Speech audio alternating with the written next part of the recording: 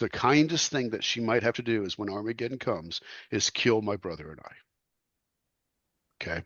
That was something my mom used to tell us growing up. She told me that until my sister's death, by the way. She never said it again after my sister died. Tried my father trying to be a reasonable person and an educated person said, "Hey, why don't we talk this out?"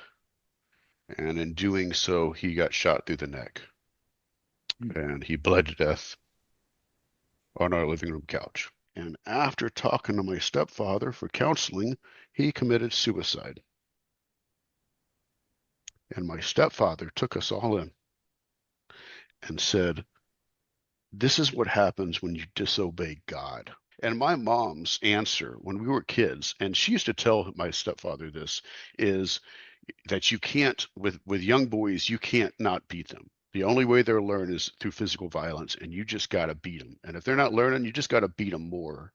Most of the time we're reactionary. This happens, so we react to it, and we're this way. I'm angry because they did this, and I'm this because they did this. Okay, well, who do I want to be? You know, who do I want to be my friend? If I look for a friend, what do I want in them? Because that's the person I want me to be.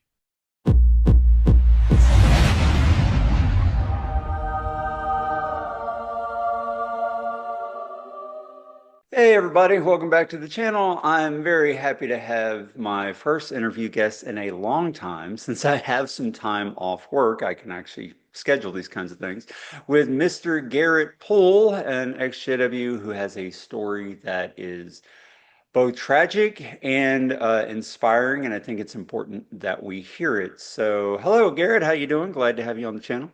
I'm good this morning. How are you? I'm good. I got it. It is 1 o'clock when we're recording, so I have my coffee because that's about the time when my age starts to creep into the afternoon. So, It it is 9 o'clock and 10 o'clock here rather, and I can't wake up yet, so I have a monster. So forgive me for that. oh Hopefully my doctor won't Lord, be mad at me. I'm right there with you. This morning, I could not wake up. I don't know if my body's just like, hey, I have time off, so I'm going to not wake up. I'm like, I can't do this. I have things to take care of. But no, I hear you. Don't worry about that. So, definitely thank you for sharing your story, for coming on and being willing to do it. You sent me a synopsis before, and it's rough. So, how do you feel approaching this interview? Like, what's on your mind? What do you hope the viewers will take away from your story and what you're going to tell us? Okay, so there's a couple questions there. How do I feel? I have a range of emotions about my story, and anytime I go through my story, you go through all the negatives. All the negatives are definitely there, and you get some positives. Um, And even though I left the congregation I grew up in 1995, there's still, I know that somebody's going to see this, someone's going to recognize me, someone's going to recognize the story. And then there could be backlash from that because there's always backlash. But at the same point in time, having backlash from people that haven't seen me in 30 years, seems like an odd thing to care about. But so there's apprehension, and the effects it may have and the cumulative effects. But I think that the story itself needs to be put out more than anything else. Um, I think that there are people out there in the world going through things, even if they're not Jehovah's Witnesses, and they need to hear stories and they Mhm. need to understand that it's okay. So that was the first question. The next point, I forgot what you said after that. I'm sorry. Uh, what do you hope for people to take Oh, away from the interview? so it is hard to see hope when you're in a bad spot, and it is hard to see Mm. hope when those bad things compound layer by layer by layer, and you just can't get out of the muck. And hopefully somebody out there sees that it can get better. All right. It may take perseverance, it may take strength on your side, it may take interference from someone else, it may take reaching out for aid and assistance. But it can get better. But if you don't ever believe it can get better, it never will. So you have to understand it can get better, and then you have to seek that betterment. Um, and that it's okay to have gone through trauma. That trauma may not have been caused by you in any way, shape, or form. It's okay, and we can get past it. So I know that sounds Good. simplistic, but it actually is sometimes very difficult to see. It's a simple but very important message, and that's definitely true. I mean, you see in the not just in the XJW community, but you definitely see it there when people go through terrible things. Some people, commit suicide. Some people get into deep depressions. They turn to like they end up with drug problems, alcohol problems. This happens when people go through traumas. So it is an important message. And your story, it was rough just listening to everything you've been through. So let's get into that. You were born Okay. in, correct? Yes, I was born in a Yeah. Jehovah's Witness, so I'm going to do we'll probably go in more in depth of this, but a quick synopsis. Um, Sure. my mother grew up as a JW, believe it or not. All right. Because her father, my grandfather on my mom's side, was a Jehovah's Witness. I don't know what if he was a publisher, pioneer, elder. I don't honestly know, but I know that they grew up. I know that he died when they were she was very, very young. Um, Poisoning, believe it or not. Believed to be lead poisoning from paint. But in any case, he died when she was very young, and she was about sixth grade in Texas. And her mom took her out of school. So my mom has up to a sixth grade education. And her mom, when she took her out of school, left that religion and became very abusive. Her mom had a history of abuse. The women in my family have a history of abuse on that side, and it became very abusive. And my mom then grew up in an abusive house. Later, my mom met my father. Um, they were both not in the religion. My father was, believe it or not, in a seminary school to be a Catholic priest. Read, spoke Latin, was on his way to finishing school. But my mom ended up pregnant, and that kind of ended the whole being a priest career in the Catholic religion. So this immediately started a schism with his family before they were even married. But they got married. She had my brother when she was 17, which in 1969 was probably even worse than a 17-year-old having a child today.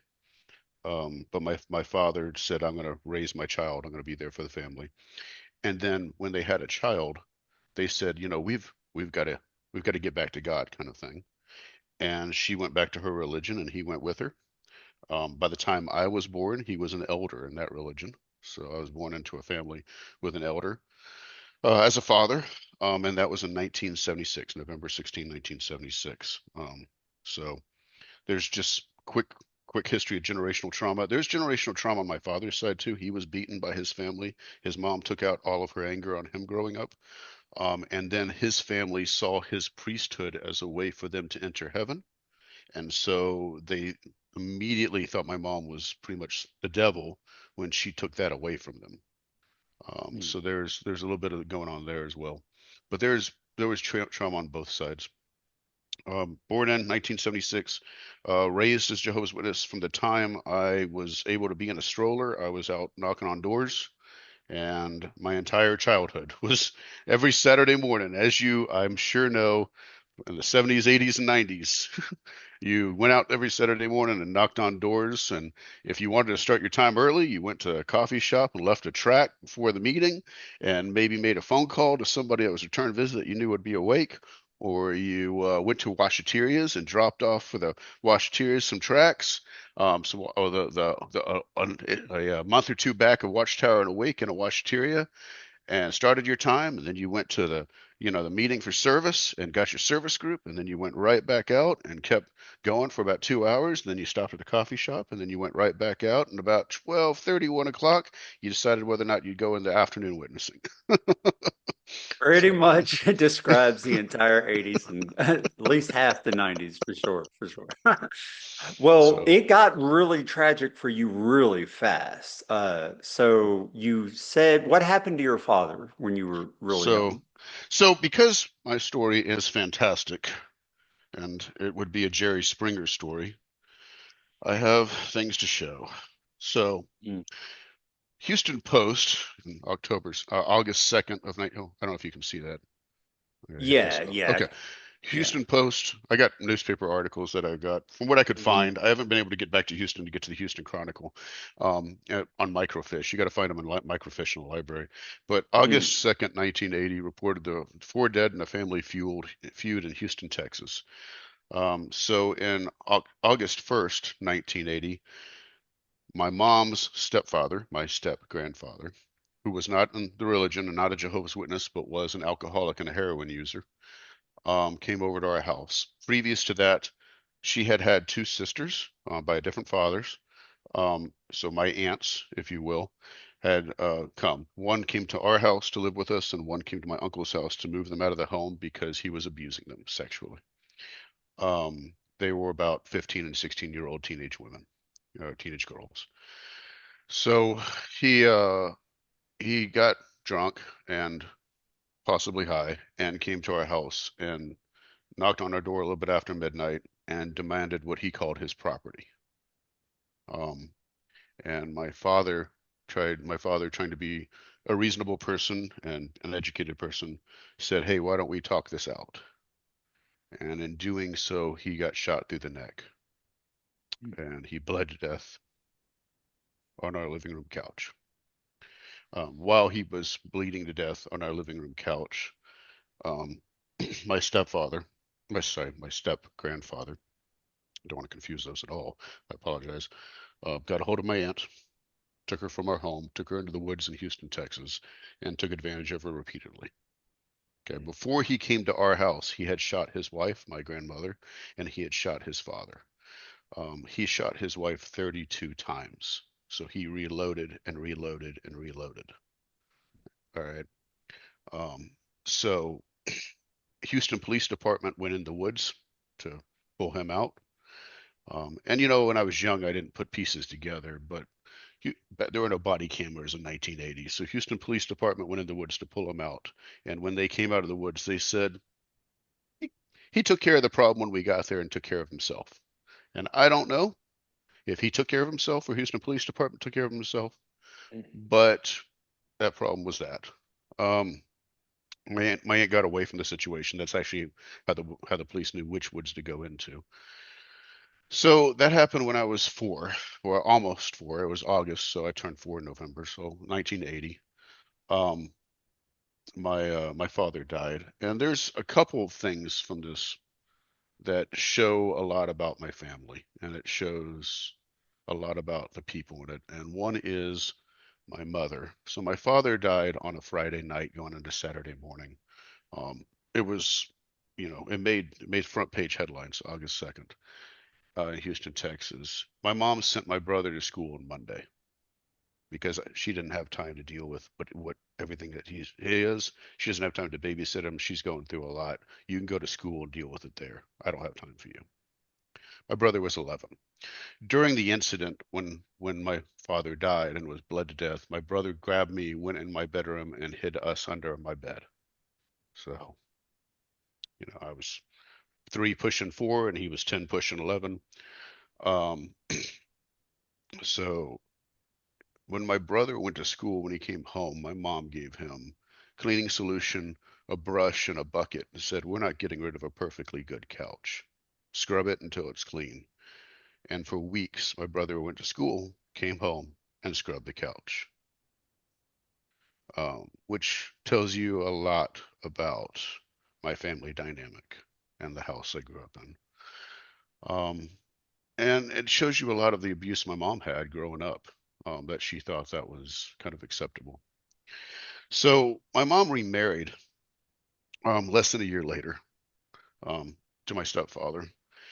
And on one hand, I have to congratulate my stepfather for stepping into this situation. And on the other hand, as an adult, I look at him with, "What were you thinking?" Um, and the reason I say that is my stepfather was an American on a green card, did not have a U.S. citizenship from Mexico. He was very active in the Jehovah's Witness congregation, he was a ministerial servant, had plans to be an elder. He worked 3 jobs as a janitor. He was had plans at the time to go to community college for computer IT and engineering and networking. All right. And this is, the beginning of the computer wave. We're talking 1980 here. All right. Um, and, uh, and so forth. And he didn't have a bank account, kept all his money in cash. He never had dated a woman. He lived with his mom. And he's going to go from that situation. And I think he was like 25, 26 years old. I'm not exactly sure. But he's going to go from that situation into a home with a woman with 2 children whose father just got murdered. One being 11 on the cusp of going into puberty, and the other one, turning 4. So on one hand, kudos to the bravery and the courage. On the other hand, my God, what were you thinking? Um, so I'm going to say that my stepfather, when he came into that, I believe he had the best of intentions. Um, the man at the time had hobbies. If he had time, he'd do stained glass windows and make his own. That was his artistic side. Um, I remember at the beginning that he was very kind and sweet, but I think as my brother turned into a teenager, and the next trauma you're going to ask me about, which is the death of my sister, he changed. But that change before, and I will say that the capacity for violence was there before the death of my sister. And the reason I say that is when my father died, we lived in a 1-story house in Houston, Texas. Actually, Cypress, Texas, a road called Tall Timbers. We moved from that. My mom got insurance money, and we moved them that into a double wide trailer. Just literally 4 miles up the road in his trailer park. And it was Houston, Texas, double wide trailer in a trailer park, and it had this big old bayou next to it. And I remember as a kid, I used to go in the bayou and play around and catch snakes.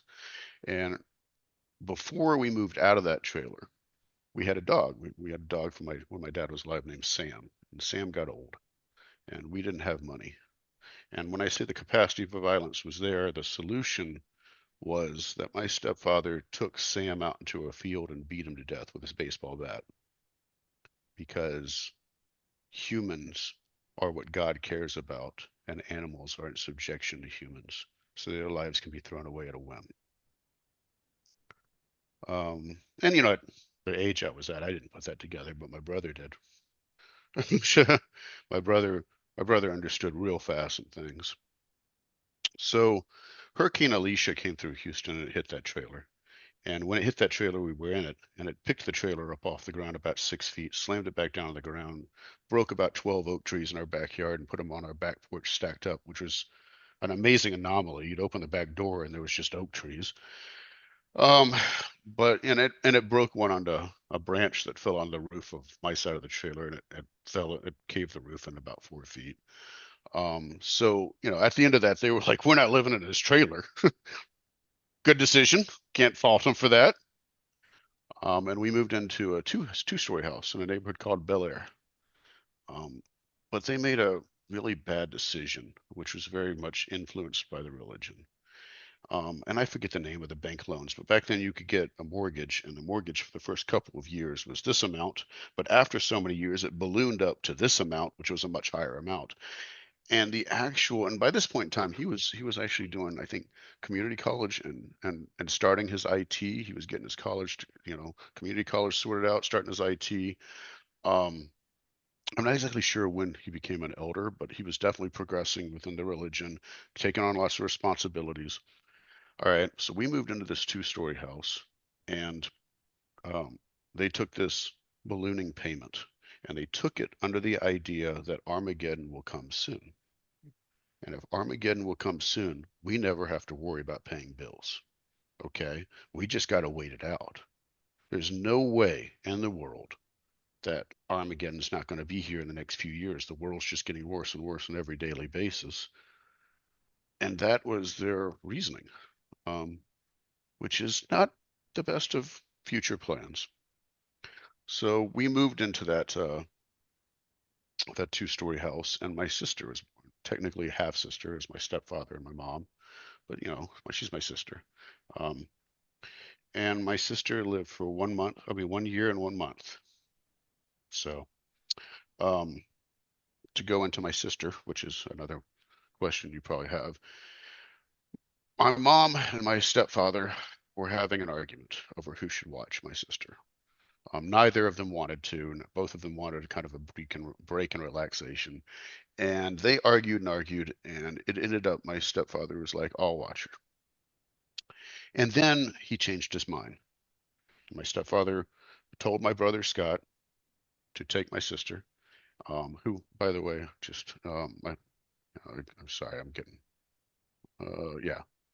So death record. I actually looked up the records because sometimes I get the dates confused. So yeah, she was born April in '83. So April 80, I mean May of '84 she died. So So May of '84, my brother, under the direction of my stepfather, takes my sister and puts her in the car seat of our, I think it was a 1981 Chevy Blazer, maybe a 1980, second row in the car seat, and she's asleep. And when he went to put her in the car seat, my mom had already started the car, but gone back inside to grab her purse because she left stuff inside the house. So he goes outside, the car's running, puts her in the car seat. My sister's asleep. My mom gets in the car, drives off.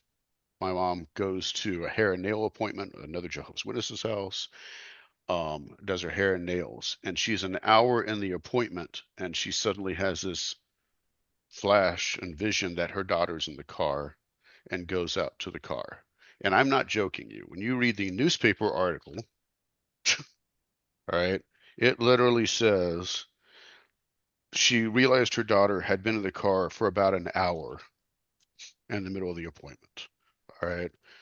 So my sister, being an infant in a car seat in a car in the heat of Houston, suffered a heat stroke. My mom grabbed her out of the car seat, took her inside, immersed her in cold water, which my mom didn't know not to do. But by the time the paramedics get there, they pronounced her dead. Um, at first, this was ruled accidental, which is why that's why this says accidental. All right. The actual first article that happened, the first little was a little blurb on the 10th page of the newspaper about child infant dies of car injuries caused by heat, and then a month later ruled accidental. All right. Less than the end of that month, the case was reopened by the district attorney and prosecuted. All right. There was at the time no law in Texas that says you can't leave children in a car, but the death of the infant was considered a criminal negligent homicide. Um, so is prosecuted under that, and she was found guilty by a jury. Um, when she went to court and was so forth, the entire congregation showed up on her side and sat on her side behind her every single court proceeding. Everybody who could came, families came, they sat behind her in court and they to support her. And so when it came time to actual judgment, the judge said that they they've never seen a murderer, and I'm paraphrasing because, but what I'm told by my brother is they never saw a murderer who the entire religious church showed up for every single court date and supported, and that my mom was a good Christian woman, and obviously this was not on purpose. And so her sentence for a felony was 1 year probation for the city of Houston. Um, on my side, I can tell you that I was kind of numb at this point in time already, and I came home from school to find out my sister was dead, and I went back to school the next day. Um, you know, when she died at first, she died. You know, the house was sad and so forth. But when the case reopened, suddenly we made the newspapers and we made the headlines in the Houston Post and the Houston Chronicle and the news agencies and Channel 13 and whatever else was out there trying to get a hold and get the story. And so now I'm not allowed to answer phones. Now I can only talk to my teachers and my mom, and if I don't know who they are, I cannot talk to them in any way, shape, or form. Don't don't even if unless we're going door to door, don't even preach. Just don't talk to nobody about nothing, because the reporters were hounding us, and so forth. Um, and so and then that passed when she got sentenced, and suddenly it was like it never happened. Which is a lot of the case. My dad died in 1980. By 1984, my sister died. By 1986, neither of those people ever existed in the congregation. Like, you know, they died, we had a service, and continue on the next day. Um, and I would have to ask people about my dad and what he was like and what their memories were of him, you know? So, um, yeah, I asked my mom before the death of my sister. I asked my mom what happened with her. She was driving the Blazer. My brother was in the passenger side, and I was in the back seat. And I just remember piping up and going, "Mom, what happened to Dad? What happened? How did he die? What happened?" And she meant well, but my mom. Okay, my mom can't help but be an extremist sometimes. Her response was that Satan came into our house and killed my father, right? And that Satan was after us. And I was 5, 6 years old. I was terrified. She didn't mean it, but the rest, like every night I went to bed and we turned off the lights and I wouldn't get out of the bed ever because if I stepped out of bed, Satan would get me.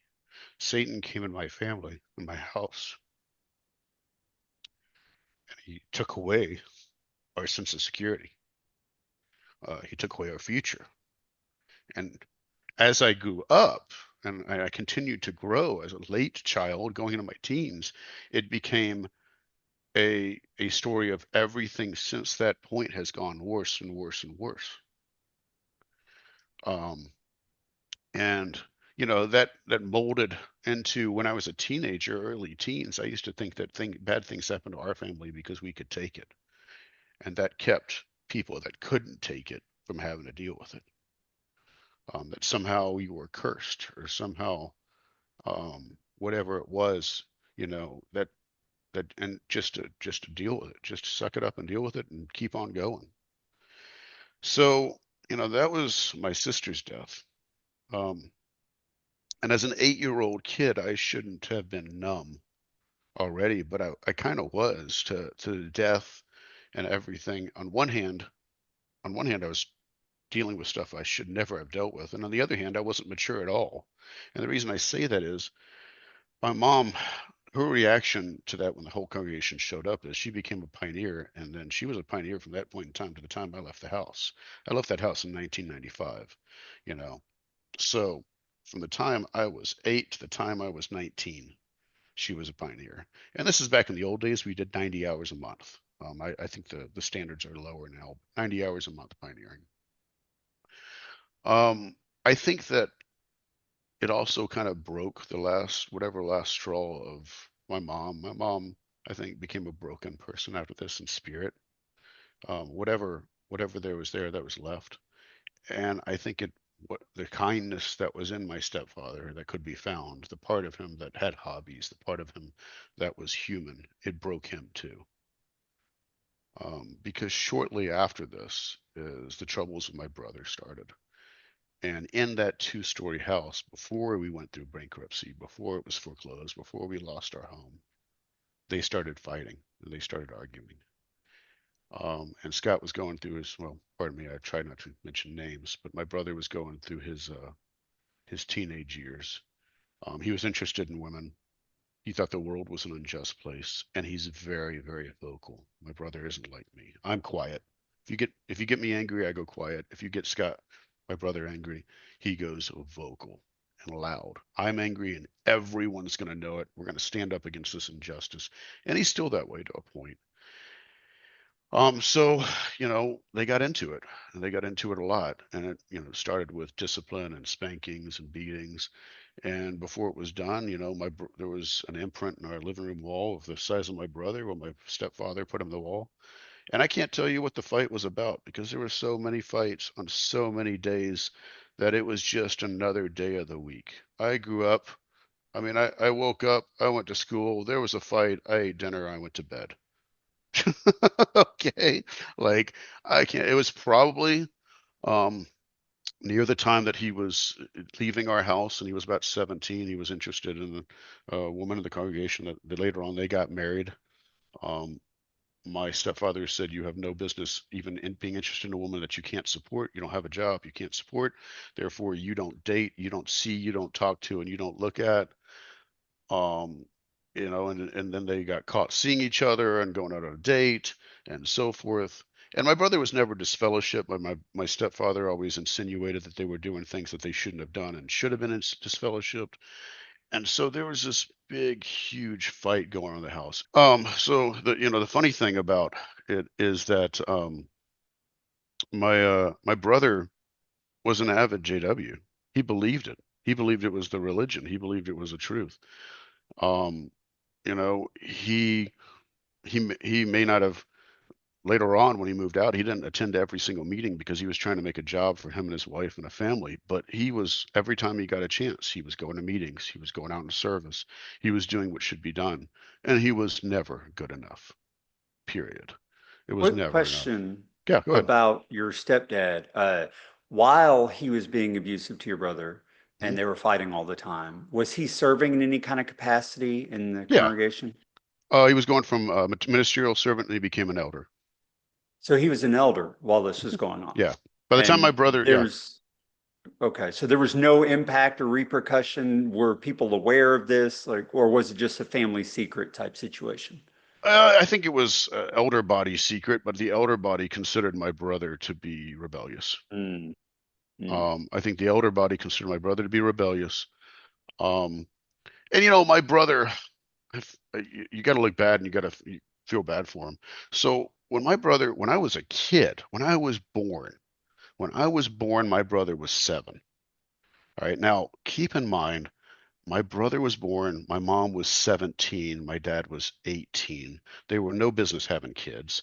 They both grew up in an abusive household, and they were overly abusive and overly disciplined to him per his stories. I don't wasn't there growing up. So when he was a kid, he thought his name, like he'd introduce himself as Scotty No No because he got told no so many times. He thought it was his last name, first off, which is kind of cute in hindsight. But what's not cute in hindsight is my mom turned to him when I was born and said that I was to make up for the mistake of having him. All right. And he Yeah. hated me growing up. We hated each other in that house. We fought when he wasn't fighting with my stepfather. So it wasn't like we were very loving. I think I broke my brother's nose about 5 or 6 times growing up. Mm. And you know, he would pin me down and hold me down. We'd be in a fight, and he'd pin me down and hold me down. The only thing I got somebody who's pinning and holding me down that's 7 years older than I am. All right, like if I'm 6 years old, all right, you're 12, 13. I don't stand a chance against you. And I'd swivel my head around when his head would get close because he'd always be stupid mistake of being like, I'll show you and pulling me in close. And I'd swivel my head and take his nose sideways with my forehead. Um, so, you know, and you'd think after the first time you'd learn, but so, you know, I broke his nose a couple of times growing up. We fought growing up, tooth and nail. Um, so, you know, I'm not gonna tell you we were close either because we weren't. We got our closeness later on in life, but he was considered from the start, before my stepfather even came in, to be rebellious. And my mom's answer when we were kids, and she used to tell my stepfather this, is that you can't with young boys, you can't not beat them. The only way they'll learn is through physical violence, and you just got to beat them. And if they're not learning, you just got to beat them more. And that was you know that was her answer. So as That was much as my also very common in the time period because I grew oh up in yeah Texas too, and that was like that was most Texan parents' response to a disorderly child was, "Well, just beat him and he'll stop." And I yeah remember in the hall they would quote the scripture that the rod will remove it from him, like and as in to literally beat your kid because the Bible says to. right. So I yeah, mean, you couldn't go through a meeting without some kid getting picked up in the middle of the meeting, going to the back and getting whipped. All right. always. Yeah. Yeah, we had the little literature room in the back where they had on Thursday nights, they'd have the second group go back, and there'd always be a kid back there getting beat or outside getting beat and so forth. So, Now, you said something about that in your overview to me that it wasn't just your brother, because you said that after the meetings, you would very frequently oh get yeah. beat by your parents. What was going on with that? So, so come about the time my brother turns, if you think again, we're 7 years apart. My brother's turning 17, going to 18. At 18, he leaves. He gets his high school diploma. He's out. He's gone. Mhm. Um, my stepfather turned to me and told me, and I was 11, you know, and he told me that the reason that Scott was rebellious and he didn't suffice and he wasn't a good enough Jehovah's Witness and he wasn't good enough to be an elder's son was because he was too nice on him. He was too kind Mhm. and too loving and too nice, but he wasn't going to make that mistake with me. All right. He learned from Scott and he's gonna do it right this time. And he proceeded to tell me that every single meeting that I would be raising my hand and commenting, Now, this is back in the day. Nowadays they've changed. Nowadays they want you to just read the Watchtower what it says. I believe. I don't know. I haven't been to a meeting in forever, but that's what I understand. But back in the day, he wanted me to research and do before before every meeting. I need to have researched the materials for that meeting. I needed to highlight, my comments, and I need to have two or three in backup. It needed to have a scriptural reference, a reference to the literature, and a reference to some literature of the past.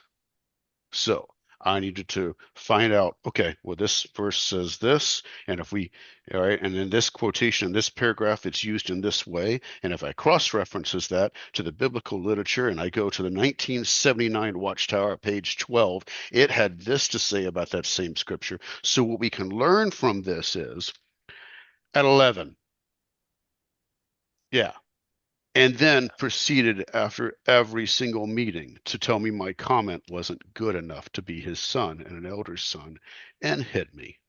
And he grabbed his belt and he beat me. And you asked me what's the difference between beatings and whippings. So I took 2 years in homeschool. And when you're going to school, people can see marks on you. Okay, that's how CPS gets involved. So in the times that I was in school, very little marks were left. A lot of times, if there were marks left, you'd have to pull down my pants and see my butt, which I wasn't going around advertising um, to school. So, not nobody saw it. When I was in homeschool, I got beat a lot harder. And during those years, I actually had some black marks. And you know, what's a beating and what's a whipping? Well, I'm not going to tell you that I think necessarily either one is something we should do to our kids, but I'm also not a parent. I've decided in my life not to have children. Um, but and I think that's such a hard decision for parents to make. I can tell you that any discipline that comes purely out of anger is probably the wrong discipline.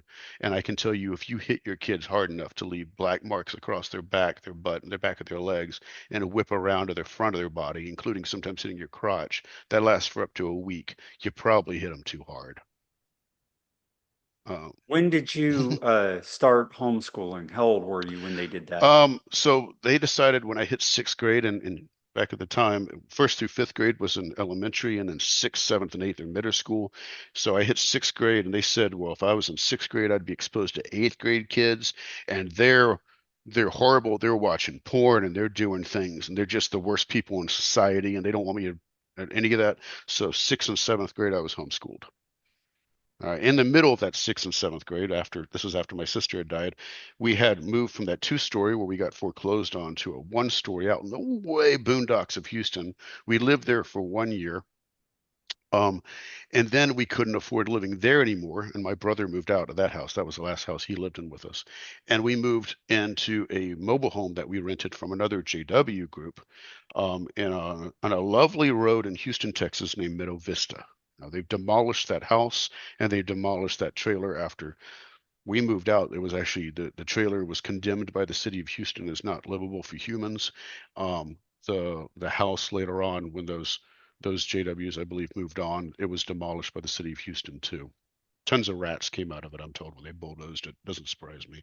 But we moved in this mobile home, and I didn't even have a bed for the first year. I had a piece of plywood that we left a sheet over. So if you lay two sheets over plywood, and I had a pillow, you can kind of keep the splinters out, but about once a week you get a splinter. But it was cold in the winter. And I would take my sheet and put it over the floor vent and get the air to blow up, and I'd be like, "Oh, warm for like 30 minutes." And my stepfather came and found me doing that and beat me for that. We had drive-bys in the house behind us, and when you're having a drive-by in the house behind us and you're in a mobile home, well, you're off the ground in a mobile home, making your bed the height of the bullets. And I remember computing this as a teenager, early teens, and going, "I'm gonna die here." So, um, but yeah, I lived in that house from sixth, seventh, eighth, ninth, and 10th grade. Um, I got death threats on my school bus because I was the white kid on the school bus, and I didn't speak Spanish. But the kid who gave me a death threat was arrested 2 days later for murder and tried as an adult. So that took care of that problem because he went to jail for 20. Um, so it was, it was if you wanted cocaine, prostitution, marijuana, or other drugs, it was a great neighborhood. But for the rest of the time, it wasn't the greatest. Um, So so you've clearly been, I mean, you're right. It's very Jerry Springer. Like it sounds like something that's, but you've got the receipts. Like this stuff happened. You lose your father, he's murdered. Your sister dies through negligence.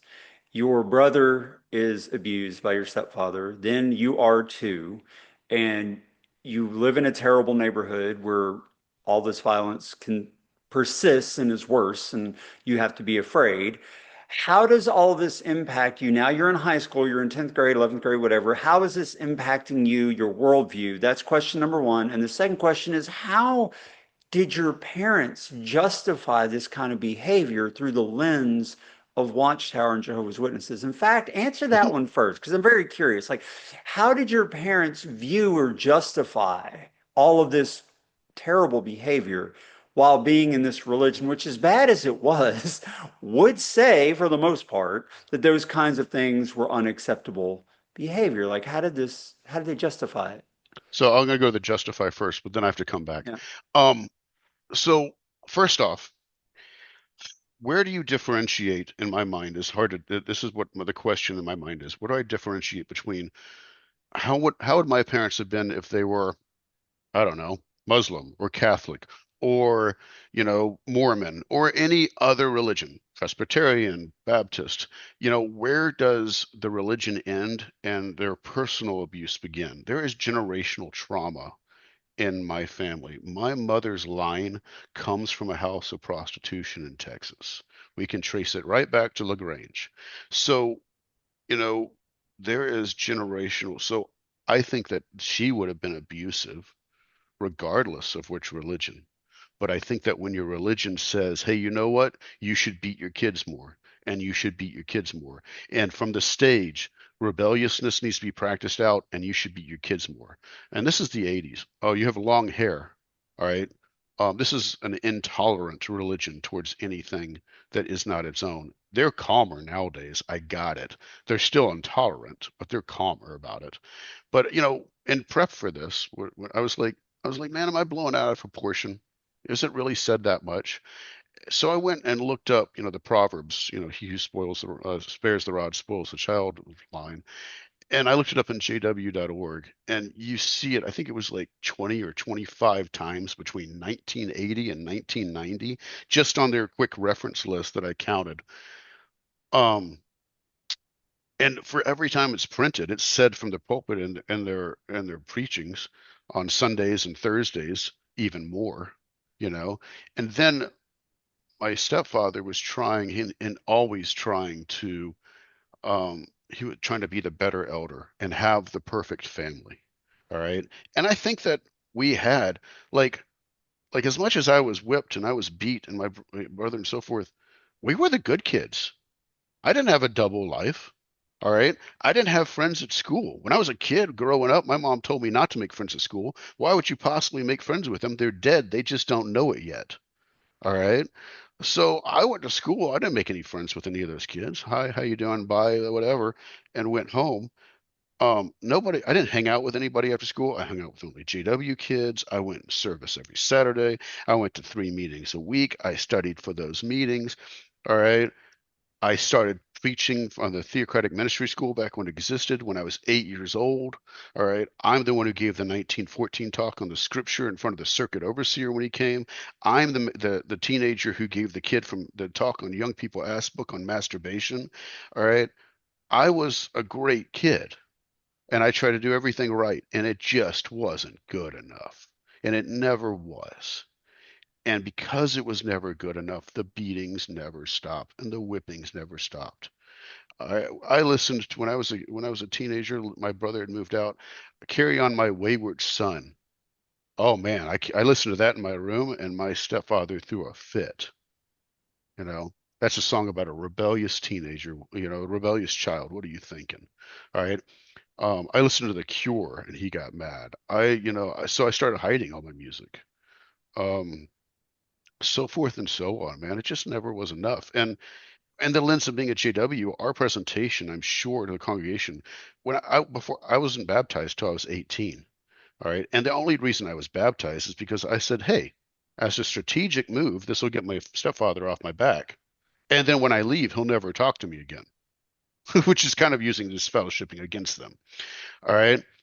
Um, and I was told, we would be at Tuesday night meeting and they'd ask me to do the prayer to end it. And I'm like, I'm not baptized. I can't do that. I'm sorry. And I'd be embarrassed at 15, 16, 17 years old. Right? Inside the elder body, I'm sure that discussions were had. They definitely were had about my brother. I never went to a judicial hearing. But I never dated a girl when I was a JW or any of that. I, you know, uh, it just was never good enough, you know. You mentioned the music, like that you would hide it. Were there any other things that you did to kind of cope, to skirt? A lot of us in our youth would do things we knew we weren't supposed to as some kind of an outlet, just to have something that we felt belonged to us that gave us some kind of internal peace. I didn't go through anything like you did, but my mom was very abusive. My dad was a saint, but my mom was very abusive. So that part I understand. So what did you do to cope with all that? When I was in homeschool, I'd watch TV all day long and just whatever was on TV, I watched. And what's funny is, back then there were soap operas on TV. We're not allowed to watch soap operas. So I'd watch the other shows. And this is hilarious to anybody who's never been a JW. Right, everything's okay. I can watch Bewitched. Nobody's at the home. Nobody's at Yeah. home. They're not going to be home. All right, I'm going to watch I Dream of Jeannie. Okay. Like, okay, I got it. We can get away with Green Acres as far as you want, Bonanza, because they were all on repeat back then. But, you know, Yeah. I'd sneak He-Man, Masters of the Universe when I could find a Yep. cartoon. Yep. All Yep. right. So you want to talk about sneaking the Smurfs. Okay. Couple times I snuck watching the Smurfs. All right, that When obviously when led. my mom when my mom left, and I was so grateful she did, and my dad was at work, she would call the Smurfs little blue demons, and Hmm. I didn't even like the Smurfs. I would watch it just to spite her because she wouldn't let me watch it when I was young. So I feel exactly what you're saying. He-Man, all of that. That's my era. We're almost the same age. I was born in 77, so I get everything you're saying. Yeah.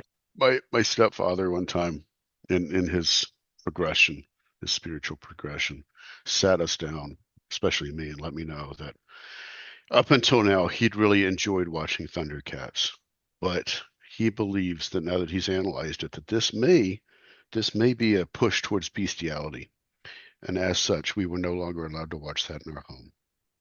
And this was a serious discussion. Hmm. Hmm.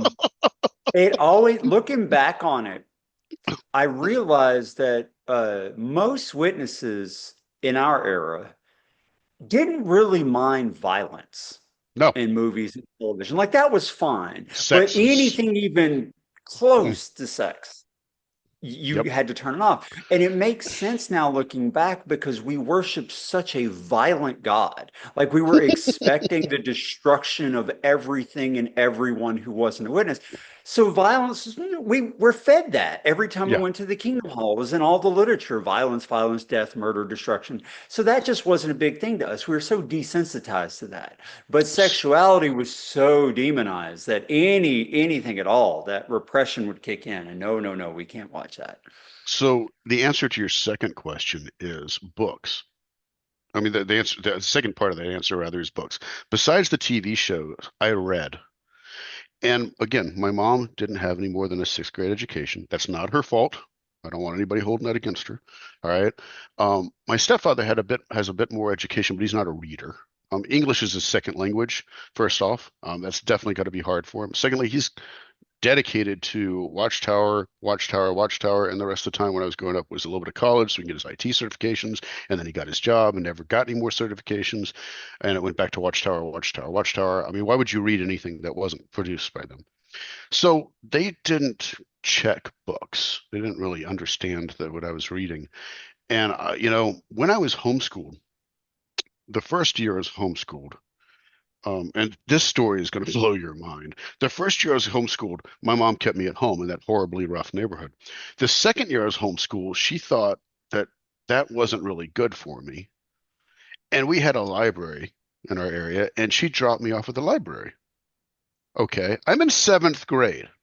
The funniest part about this is that librarians never came up and talked to me because I kept to myself and I stayed in the back of the library. Okay, but she would drop me off before service. So she's dropping me off at about 8:40, I mean, sorry, 8:20 in the morning. Okay. And she'd pick me up at the end of her service day at 3, 4, 5 in the afternoon. And between those two, I had a lunch and I was in the library, a Houston Public Library, for like a year. So I had already liked reading before this. When I was in elementary school, I used to read and read whatever books I could. And then when I hit middle school, I started reading. And then I got in a library and I found the sci-fi section. And I just started devouring authors. And I wouldn't read my school books. I'd sit all day long and just read and just read and just read. All right. And then I went into public school. And I remember eighth grade, I found J.R.R. Tolkien. Okay. On Monday, I read The Hobbit. On Tuesday, I started The Lord of the Rings. On Thursday, I started The Silmarillion. The Silmarillion is the hardest one to read because it's compiled by his son. And I got about three-quarters of the way through it. I've never finished The Silmarillion. It just, after a while, it gets tedious. But, the fact that I read everything by J.R.R. Tolkien in 1 week, okay, the fact that I read Piers Anthony when I was in there. I was in a book reading club, and for one semester when I was in eighth grade, it was just this. The whole thing was, oh, you can take this elective, and you can, just read books. I read like 350 books. All right, and I'd bring a book, and the teacher would be like, "You didn't read that book. Tell me about that book." And I'd be like, "Okay, here's everything that happened with this character. Here's everything that happened with that character." You know, um, what's the guy who wrote Jurassic Park? Crichton, Michael Crichton. So I read the Jurassic Park, the book in 2 days. When I was, and when I say I read it, okay, I got up, started reading the book. It's 8 o'clock in the morning. All right, got on the bus, reading the book. Walked off the bus, reading the book to my class. Sat in classroom. Okay, teacher's on the board, read the book. All right, walked between periods, reading the book. Bump into kids, whatever, reading the book. Don't care, I'm reading the book. All right, at the end of the day, go home, read the book. All right, don't go to sleep that night. Stay up all night and read the book. All right, that's all I did until I was done with the book. And it pulled me out of where I was and put me into another world. It may be a fantasy world, it may be whatever, but there were side effects from that. And the side effect was when you read books, you see other people's perspectives. You put yourself in other people's shoes, and the world doesn't have to be your world anymore. But when you come back to your world, you also can say, hey, my world's messed up. All right. Um, So that was the books were a giant escape, giant. And I read books. I read books all the way until my eyes started failing me. Now I'm wearing bifocals. And like I didn't. In my old age, I got stubborn, and I was like, I don't need reading glasses. And then I was like, well, I can't read, so I don't read books. So like the last 3 years before I bought these bifocals, I didn't read as much. That shows you I'm a stubborn old man. I can definitely relate to what you're saying, though. Escapism, sci-fi, that was my thing too. Fantasy novels, like me too. Same thing. When my mom left, my dad was not nearly as strict, so I read, Oh, read, read, read. To be in any world other than the one I lived in was a gift. by the way, I'm gonna share a couple quick things. One, the Hmm. death of my sister, just to go back to that, happened in 1984. So May 1984, my sister dies. Beginning of June 1984, it's ruled accidental. End of June, it's restarted as a full-on case. My mom goes to court. Again, May, my sister dies. Beginning of June, I think it was June 4th. I don't know. I have the dates in here somewhere. A guy by the name of Palumbo authors a bill for the state of Texas that goes and is sponsored by a senator named Parker that goes before for HB 90 on the 68th legislature, second session. which was making it a Class C misdemeanor to leave a child more than a car for 5 minutes. No law existed in Texas. Can I tell you that Palumbo put that law in effect because of my sister and put it before them and they passed it? No, I can't tell you that. But I can tell you it happened right after, like a month after we made front page of the news, Houston Post, Houston Chronicle. And it became a sponsored bill that, hey, you shouldn't leave kids in cars, which is a great thing. My mom has a story of when she was a kid, her mom punished her by blocking her in the trunk of a car for a while. So this is a good thing. Wow. Okay, yeah, abusive, generation abusive. So, so and that law has been changed since then. It was last updated, I want to say 1994. I have a bunch of paperwork here. And the problem with the paperwork is you probably can't read it. Like this is the court case against my mom and so forth. But yeah, Section 2210 of Texas Penal Code is leaving a child in a car. And I do believe the first law of that was passed due to my sister. And if anybody knows different, please feel free not to tell me so, because I would like to continue to believe that my sister's death had at least one positive change in the world. I used to use my sister's death. Later on, we'll talk about my military career. I was a medic. Mhm. When we discussed heat stroke and talking about heat stroke and heat stroke kills, without telling them it was my sister and without telling them that I was related, I would relate the whole story by PowerPoint. And you're just sitting there, death by PowerPoint. 1984, these are the people, this is what happened. This is what, all right, this is the court case. And then I say, who's at fault? Who, what could have been done better? Why did the child die? And I go through the whole thing. And then on the next slide, I'd be like, that's my sister. But it taught a lot of people because we teach about heat stroke and we teach about military uniform and wearing military gear and running across combat zones and not in a stroller when we go to SeaWorld. Mhm.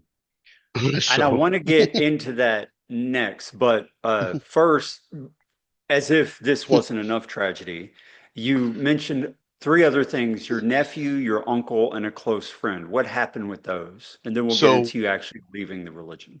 so of all my tragedies growing up, the death of my nephew was the biggest for me.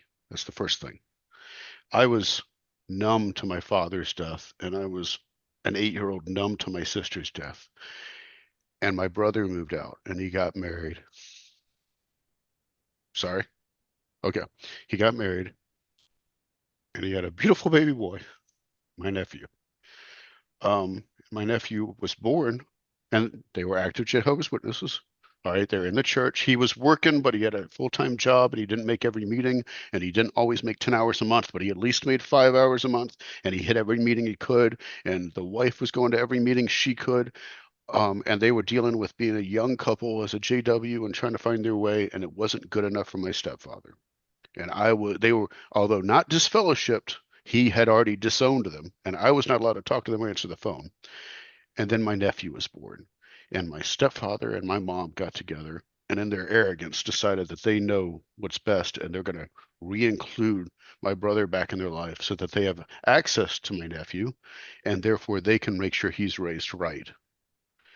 And while that's horribly arrogant, stupid, and all kinds of things, it gave me access to my nephew. Gave me access to my nephew at a time where I was about 14 years old, getting whipped after every single meeting. I had started out the whole meeting thing with I'm going to try. And by the time I was 14, I'm like, no matter what I do, it's not good enough. And I'm going to get beat no matter what I do. And I would wake up every Tuesday, Thursday, and Sunday, knowing by the end of the day I'm getting hit.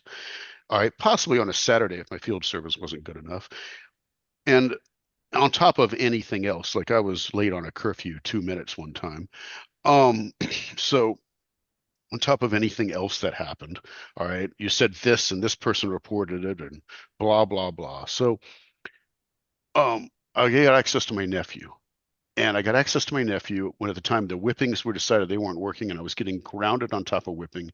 And it started about being grounded 2 weeks and then a month. And then by the time it was done, I was grounded for almost a year. Okay. And that grounded started with like, you couldn't see your friends. You couldn't go to anybody's houses. You couldn't do any after school activities with other JWs. And, it just kept, you don't watch TV shows. You're just on lockdown. But during that year, I was allowed to go and watch my nephew. and I could babysit. And when we were growing up, the only time my brother and I didn't fight is we watched Star Trek together. And my brother used to sit me down and he used to say, Dad liked Star Trek and Dad liked sci-fi. Watch Star Trek with me. So, nephew was born. I used to go over on Friday nights and watch him till Sunday. And we watched Star Trek, The Next Generation. Um, and I could be with my nephew and I could watch him. And he was beautiful. And he was naive. He was a child. He was young. He was hope that something good could come out of our family. And sorry, You're fine. How old was he at this point, just for reference? he was he was 6 months to a year to the time he was 2 years. And I would go out and watch him, and I'd change his diapers, and we'd watch whatever shows, and I'd play with his toys with him, and I'd get him to sleep. And you know, I'm like 14 to 16, so I'm trying to be the best uncle a 14 to 16-year-old can. And he, not his fault, but he was my hope. He was my hope that something beautiful could come from my brother was having his marital problems, and sometimes they'd argue and fight when I was there, and I'd take my nephew out of that. And at home, I hated being at home, and I hated going to the church congregation, and I hated going to school. And the only thing I liked was seeing my nephew. And then, so my brother, we didn't have a lot of money. He had a Jehovah's Witness that was babysitting my nephew. And there's not a lot of background checks when you're doing that kind of stuff. Oh, hey, they're a babysitter. Okay, cool. So, babysitter put my nephew and another kid in the bathtub to take a bath together. They're both about 2 years old. My nephew was born without a functioning kidney and damage to his other kidney, and he had spent the first 6 months of his life in and out of surgeries to get his kidneys operational and all of his organs working right. And he was very small for 2 years old, very stunted for his growth, and not very. He was beautiful, beautiful child, but very small. And the babysitter, the phone rang. She went and answered the phone, talked on the phone for a bit, and while she was talking on the phone, the other kid sat on my nephew in the bathtub and drowned him to death. And they're both 2 years old. It's not the kid's fault, but um, yeah. So so when this happened, it was April 1st. See, 1992 or 1993. I'm sorry, my dates are not always the best. 1992, April 1st, 1992. So my brother gets this phone call from my uncle, who's my mom's brother. He's not the kindest of people, but nobody in my family is. And his basic phone call was, "Hey, I don't want you to rush and get in an accident because of the fact that you think you can see him. So just so you know, your kid is dead and he's at the hospital." And hung up the phone. Like gave him the hospital name, but that was it. That was the whole conversation. Um, by the time my brother picked me up to go to the hospital, he had broken his hand. He had hit the steering wheel so many times out of anger that he did a boxer's break on his hand. Um, and he was still hitting the steering wheel. And he picked me up, and he's bawling, crying. Like we get to the hospital, and I remember at the morgue.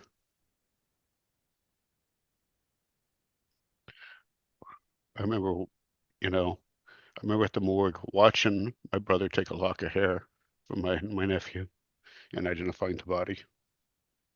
And there was a priest who came in. She was trying to be a good person, but because of our background and everything we just went through, my brother and I was like, just leave, just don't. We can't right now. We can't, man.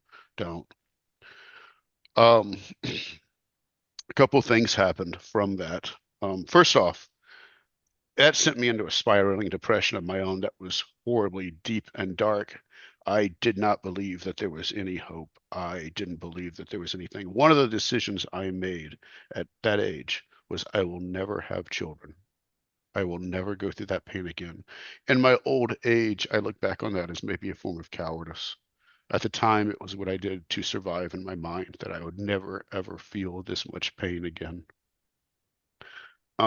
Another thing that happened, my grades were already abysmal in school because, frankly, if I succeeded at school, it gave my stepfather more incentive because if I was good at school, then I had too much time because I had time to study for school.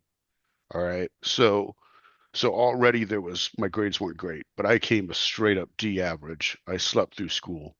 I didn't want to deal with my family, so I would come home and I would buy I'd go to the grocery store and I would buy cake frosting and I'd come home with a spoon and I would eat it until I passed out from sugar coma. And I'd sleep it off and get up the next day. And if it was a meeting night, I'd wait till, as soon as the meeting was done, and I kept it in my closet in my room. It wasn't in the refrigerator. They didn't know about it. I kept a spoon in the closet, and I'd come home and I'd just eat and eat and eat. You'd think I'd have diabetes or hypoglycemia, um, and it would shut me down. So, um, whatever it was, it shut me down. And then I'd get up the next day and do the next day. And I was at that point in time. You talked about suicide earlier. I was suicidal. And I made I said to my mind at the time, I said, I'm not going to do it. It'll get better. Wait until you're 18 and you can leave this house. Just whatever happens, just wait. All right.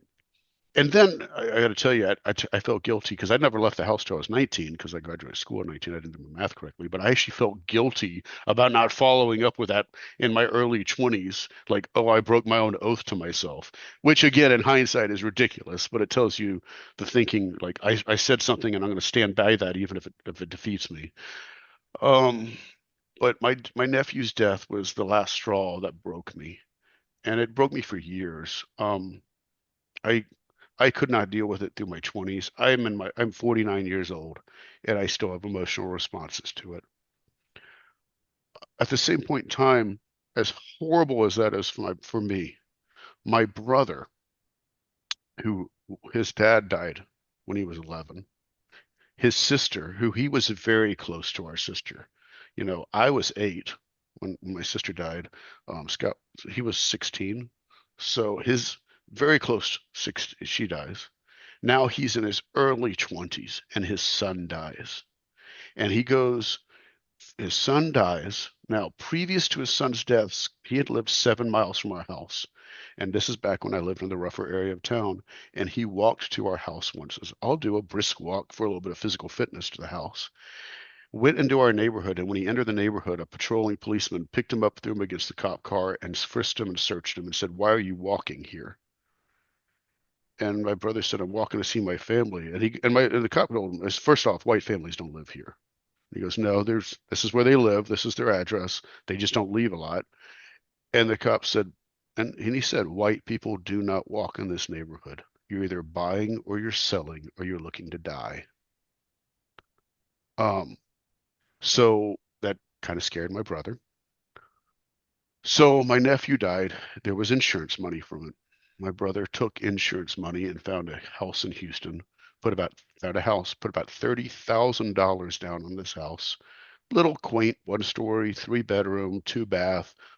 It's nothing bad, nothing great. Very humble little home, very nice, very good condition. Paid for $30,000 and put 100% of it in stepfather and mom's name. That way he's not attached. He can't take it back, whatever. They said thanks. They signed the dotted line and they turned around and told him, You're disowned. We let you back into life because you had a son and we want him to be raised right, but you don't have a son anymore. So there's no reason for us to ever talk again. Keep in mind, he's still an active JW. He's still going to meetings. He's still going out in service. So he goes back to his congregation and goes to a judicial meeting where they ask what he did that was so bad that God let his son die. And he still stayed a JW. Later on, him and his wife, he didn't want to be in Houston anymore. Too bad memories. They moved all the way out outskirts of Austin, a place called Wimberley, Texas. Um, I go through it and I go through it. And as I said, I get 18 years old, and I had a friend growing up. I had a really close friend. I bonded with one really close friend, and his mom was a pioneer, and his stepfather, oh, sorry, his natural father was frankly an alcoholic, not a JW, split family home between religions. I went to visit him one time, and I went to stay over the weekend, and they were having an argument, and the dad started throwing bottles, and I had to get back in the car and leave, and I felt so embarrassed for him. But he went through strife growing up, and I could understand. And we had common trauma. I may not have a non-JW father, but I understood the abuse, and I understood the anger in the home, and I understood the mom being a pioneer, and we had common trauma. And he was a great kid, and he was always trying to do what's right, and he was always trying to get. He had aspirations of growing up and being a pioneer and being a ministerial servant and being an elder. And he went to visit his dad because they split, and his dad moved to Colorado, and he went to visit his dad. And I swear there's two trees in the panhandle of Texas. He swerved at night on December 25th when I was 18 years old. He swerved at night to miss what he saw as a rabbit and ended up being a tumbleweed, and wrapped his car around one of those two trees, crushing him and the passenger into a space 6 inches wide instantly. His brother, that was laying down asleep in the back seat, was lifted up in the car wreck, thrown out the back window, and landed about 40 feet away with a broken spine, but it broke the bones and not the nerves. So I went. He was medically evac all the way back to Houston, body cast all the way in his home. And up to that point, I wasn't really friends with the brother. The brother was older, but I'd go because that was my friend who died, and I went and visited his family, and I became good friends with his family, his brother, from that point to the time I left, and supported him and was tried to be there for him and tried to be as best as I could and tried to help him out in the situation. And I grew a really strong friendship from with him. When before that I didn't have a strong friendship with him. And he grew back, his bones healed. He was able to relearn, re-get to walking. He's good and fine. Luckiest guy ever on that, cool. And I don't wish harm on anyone, so really great on him. But that hurt when I was 18. This is one kid I was growing up. Now before that, we had started to kind of grow apart. At the time that I was grounded for a year, he took up guitar lessons. I tried to take up guitar lessons to try to understand and try to go through. First off, I wasn't nearly as good at it as he was. And then secondly, my mom was like, you can play guitar, but you can't be good. Because if you're good at guitar and you're good at music, you're going to be gay, and gay people get killed by God. So, okay, mom.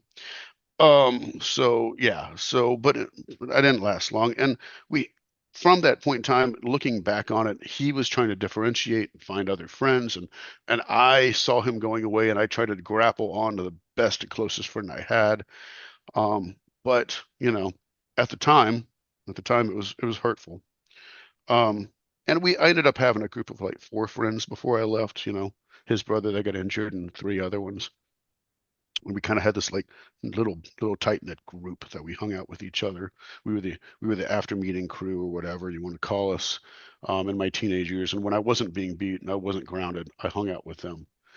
I actually went back to one of their funeral back in 2018. No, 2017. Sorry, 2017. He died younger than I am, and he died from a complication from a knee surgery. And I went back. First time I was back in the Kingdom Hall since 1995. And I went back because, regardless of everything else, regardless of the religion, he was there for me growing up. He was a good guy. And when I used to talk about what was going on at home, he used to say, that's not the way it's supposed to be. We were both teenagers, and that's not the way it's supposed to be. Let Jehovah sort it out. But he was trying within the framework of the religion to be as supportive as he could. And he was a good guy. So I went back to his funeral. Um, then, you know, which is a whole different discussion. So the death of my nephew really destroyed me. By the way, my nephew's death, when my nephew was dead, um, one of the persons that my brother worked with knew somebody else who was an author that was writing a book, which is now out of print, which was called Father and Son: The Bond. And my brother and the story of my nephew's death is in that book with a horrible haircut from the 90s that I also sported for a short period of time. Um, so we moved out of that house and into that one story, as I said, and they disowned my brother. And what happened, because the next thing you're going to ask me, I talked about the death of my friend. So my stepfather has two brothers. One brother taught me mechanical engineering, automotive technology, how to be self-sufficient, how to fix things. My stepfather has no ability to do any of that whatsoever. He's really good when you want to talk about the Bible and preaching and Jehovah's Witnesses, really bad at other things. So he taught me how to work on my own car, how to fix, how to do some minor woodworking, how to do minor things, how to do minor plumbing in the house, so forth and so on. The other uncle I didn't see as much. He was not an active JW most of the time. He was in and out. He had a bad reputation, but every time he came around, he had emotion. He was funny. He was happy. He was a joy to be around, and I liked him. And I was always hopeful that he would be coming around. And he cheated on his wife. And when he cheated on his wife, he came to my stepfather, who was an elder, to talk to him about it. And, how do I handle this? I've messed up completely. What's the right answer? And after talking to my stepfather for counseling, he committed suicide. And my stepfather took us all in and said, this is what happens when you disobey God. And this is what happens. This is the course you take. So you're not allowed to grieve him and you're not allowed to miss him. All right. Because he disobeyed God. He didn't even tell his other brother, who wasn't out of town at the time. When his other brother came home, my uncle on my stepfather's side, I'm the one who told him. 18-year-old kid telling my uncle, hey, I need to sit you down and talk to you. Your brother is dead. Freaking horrible.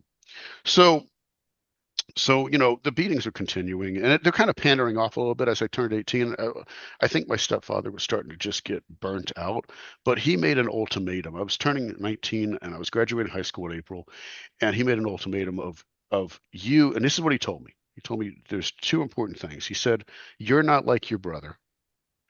Your brother is all in my face when he rebels. You listen to me." And you say yes, and then you turn around and do exactly what you're going to do anyway without listening to what I said. And I looked at him and I said, yes, because that's how I handle things. All right. I've made up my decision. You've made up your decision. We're going to run this course through, but I don't see any reason about yelling about it. It's a waste of emotion. All right. And the second part of things he told me is you graduate high school. Once you pick up your diploma, I think that you're still too rebellious. I don't like the way you are. You're going to change everything about yourself or you're going to leave. Okay. So the car I had at the time was a 1964 Chevy 2 Nova. Awesome car. Was bought for $200 by my parents that said if you can get it running, you can have a car. And they didn't realize I read books. So I got it running. And then I hot rodded it as a teenager. Horrible idea. Worst car on the planet to give a teenager. All right. Um, so we're on the way home from the Tuesday night meeting, and my sister, because my dad had another sister, my parents had another sister. Um, she's at the time she is 9 years younger than me, so she's almost 10 years old. All right. So by the way, just the way the family, that's my brother, myself, my deceased sister, and my living sister. Both his sisters are half sisters on my stepfather. So she turns to me and she goes, Garrett, when are you leaving? I said, Friday. I pick up my diploma on Friday. And my stepfather's driving and he's starts like freaking out, swerving on the car. What do you mean? It's like, you gave me an ultimatum. You told me to change everything I can or leave. So I'm leaving when I pick up my diploma. Well, I didn't think you'd actually go through with it. Well, then you shouldn't have given an ultimatum. Well, we need to discuss this. What's there to discuss? I'm not going to change. I'm, I don't care. Where are you going to go? It's not your problem. So previous to that, I had talked to, I was working after school. I had like 2 hours a day at Sears, busting tires, trying to be in the automotive area. Still being a JW, still doing everything, working around the meetings. You know how the schedule goes. But I had a guy from work that was like, dude, I got a free room, a spare room, move in with me. This was like 1992. It's like $450 a month, and I had reached out to my brother, who I'm not even supposed to be talking to. And Scott was like, I'll be there on Friday. So he shows up to escort me to Austin. We're Houston, and my stepfather refuses to. I'm loading up my car, and my stepfather then blocks it and refuses to let me leave, and they kind of get into and I don't respond, and I'm so dark in depression. I'm just like, whatever, I'll put everything back. It's like Eeyore. And my brother goes, this is really, really easy. I'm going to call the Houston Police Department and let them know that a 19-year-old man wants to leave a home and you're not letting him, and they can figure it out. And my stepfather was like, load all his stuff. And we loaded all his stuff, and I drove off. And that was 1995. They showed up at my work in, I want to say, 2001 in Austin, Texas. By this point in time, I had gone to community college. I had for automotive engineering and automotive technology. I was working as an auto mechanic, and then a salesperson, then assistant manager at a automotive facility. I owned a house. You know, I was massively unhappy. Don't get me wrong. They show up, and this is a pet peeve of my entire life.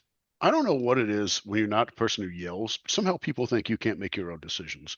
They showed up at my job and told me that they would be kind enough to let me move back in with them in Houston, that all I would have to do is go to every single meeting and go out in service on Saturdays. All right. And that that would be it. And that they forgave me.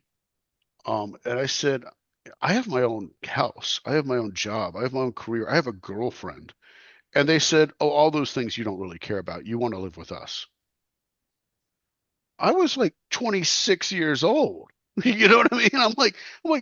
I'm 24, 20. What is wrong with you people? Right? Um, and they got back and took off, and that was so then I was unhappy.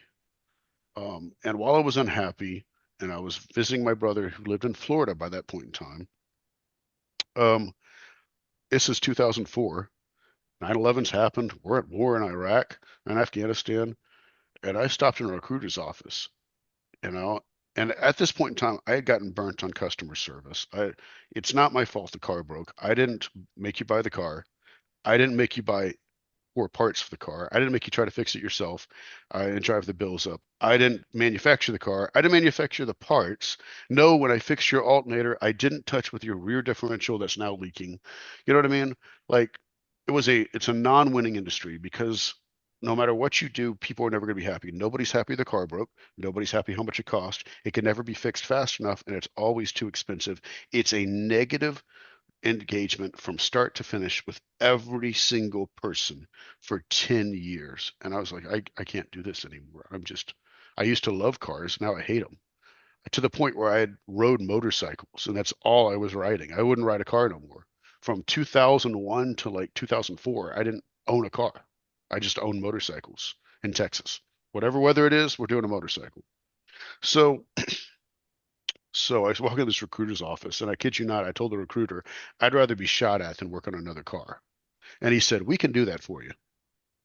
I'm And curious about that. At this point, how did you feel about like the religion, belief? How'd you feel about yourself? Like, where were you at in terms of, because you left home, but you didn't mention whether or not you left the yeah, religion at that point. Like, that's what actually happened?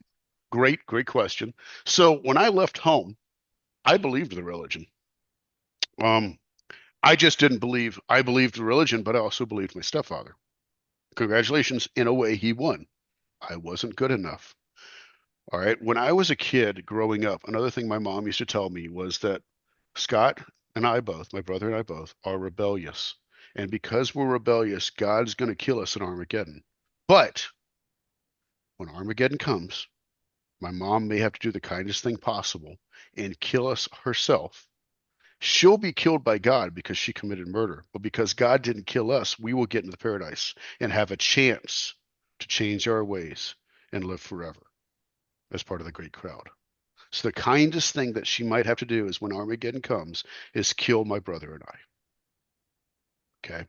That was something my mom used to tell us growing up. She told me that until my sister's death, by the way. She never said it again after my sister died. Just to keep that in perspective. Now, moving on from that, um, So my viewpoint was Armageddon's going to come. God's going to kill everybody off. I'm going to be one of the people that killed off, and that'll be okay because I will have peace. I won't feel anything anymore. It'll be fine. It'll be the best answer possible. And that's the viewpoint when I left that was going through my head. I'm not good enough. God's going to kill me. All right. And I stepped out of that house and I became kind of a workaholic and immersed myself in work, which is probably another reason I got burnt out on it. Um, but then I started having interactions with people and I started continuing to read books and I saw movies and I started thinking, and my thought pattern wasn't people break off from religion and they're like, well, I've got to delve into the Aramaic versus the Greek versus the interpretation of this word versus, and I was like, if God exists, okay, um, why why do you set up the things they are? Okay, well, man sinned. Okay, well, God's omnipotent. Did he know man was going to sin? Could he look in the future? Could he have decided a better plan? Okay, well, he decided not to for whatever reason. Man sinned. Well, the only way to make up for that is to kill your own son. Like you got to send a perfect human to make up for a perfect human to redeem all the rest of the humans. But after he died, the rest of us still live in misery because Satan rules the world because of the fact that Satan stomped on your name and you got to prove to him. Like if if humans are ants to God, and this is just lines of reasoning, these are just some of them. If humans are ants to God, and there's an ant pile in my front yard right now, and ant 3056B has said bad things about me, do I care? No, I don't care about the ants at all. I don't care if any of the ants live or die. And if they do come and pester me too much, I'll kill them all. Which wasn't a good look for God, I got to say, because I'm like, oh, well, that explains a lot in the JW framework. All right, that's why God's so angry all the time. We keep invading his house and biting him on the ankles. All right, but once you go down that line of reasoning, I'm like, did my dad deserve to die? You know, and my dad's death, as much as it has reigned definitely over my brother's life a lot because he recognized him, he knew him a lot more. It also reigned over mine. One of the reasons I joined the army is I don't think anybody in my family's done anything to honor his death. None of these people were worth saving. I got to do something that makes it worth saving. And then at the end of my army career, I'm like, I don't know if any of that was made it worthwhile. I don't know.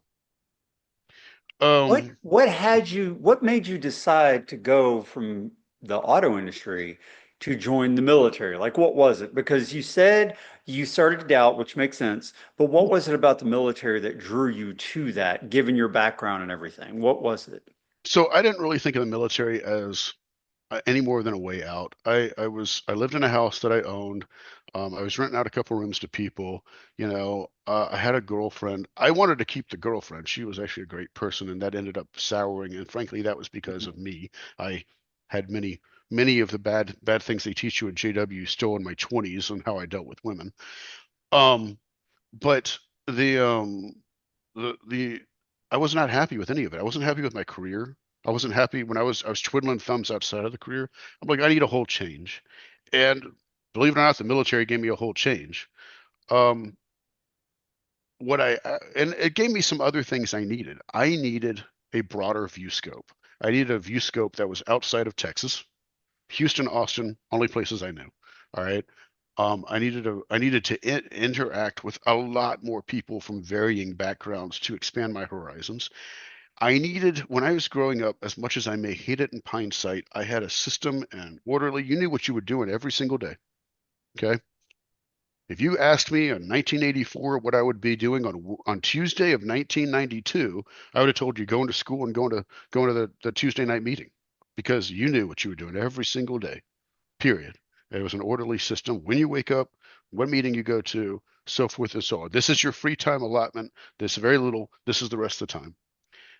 I needed structure back. I didn't have it in my 20s. I had lost it. And in my rebellion, I never self-imposed it back on myself. I wasn't disciplined enough for it. And I needed structure. And the military gave me that. I didn't really know I needed structure. Um, but what I needed more than structure was a broadening of my horizons. What I saw was a way out of my current life. What I saw was if I go and do this, I can go in the military. If I do 20 years, I'll get retirement.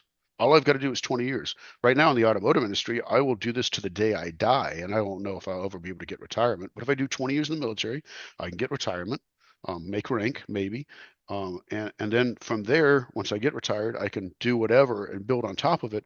But I've always got that retirement, and that's always done. All right. Um, did I think about going to war? Really? No.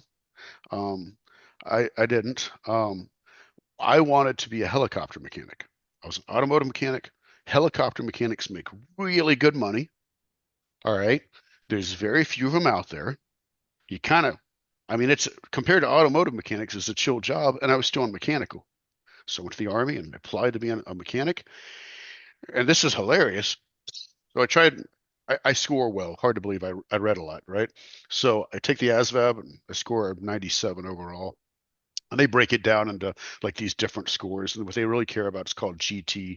And your minimum for any job in the Army at the time, I think was like 107. And I scored a 128. So I'm book smart. Okay, cool.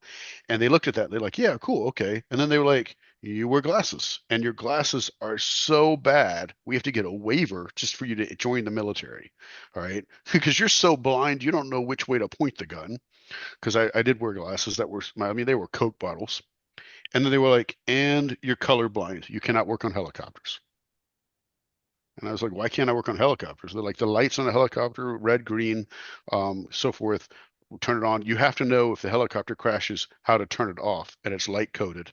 You can't see the colors. All right. I'm like, okay, well, what can I be? You can be a medic. Like, hold on a second. I'm no genius here. But last time I checked, humans had red inside them. They're like, yeah, you'll be fine. So they gave me a waiver to be a combat medic, and I looked for the bright gray spurting blood on the battlefield. Um, I was a combat medic in the Army from 2004 to 2014, so 14 years, a little bit, a few months plus. I got out early at 14. They medically retired me. Um, so I joined in 2004, basic 2004 AIT, which you go to basic to learn how to be a soldier. All right, and they cut my weight down. By the way, my brother was really involved in that. He wrote a letter to my drill sergeant. I earned phone call duty. Earned a phone call. So I called up my brother, and he didn't answer because he was in a movie. And all I said was, "Hey man, I'm doing good. Everything is okay. Just just write me sometime." What I meant to say is, I've been getting your letters. Keep writing me.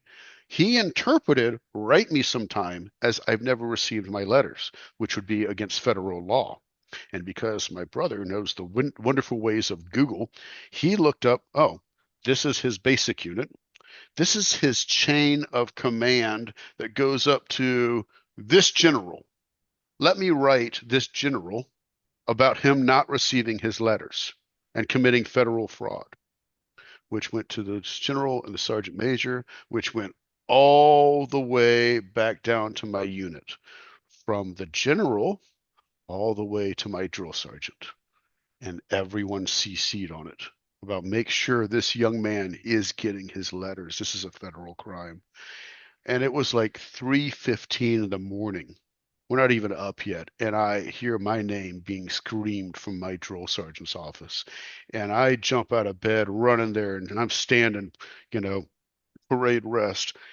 And he is responding as kindly as a drill sergeant can at 3:15 in the morning about, I'm sorry your brother doesn't love you enough to have responded to your letters. I have verified he got them all. Let me tell you that he will be personally responding while I look over his shoulder, and for the rest of the time in basic, he will have my personal attention. When I entered basic, I weighed 215 pounds.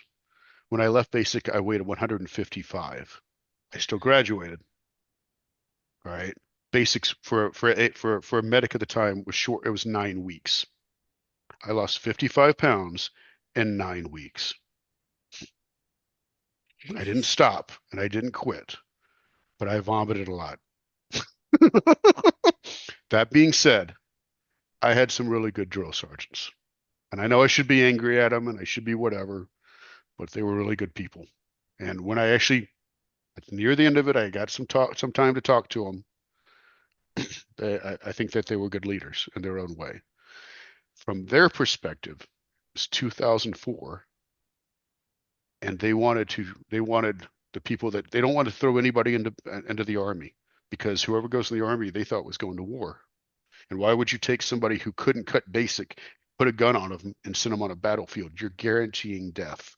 From their perspective, if we if we beat the snot out of them and they survive at basic, then maybe they can come back home from war.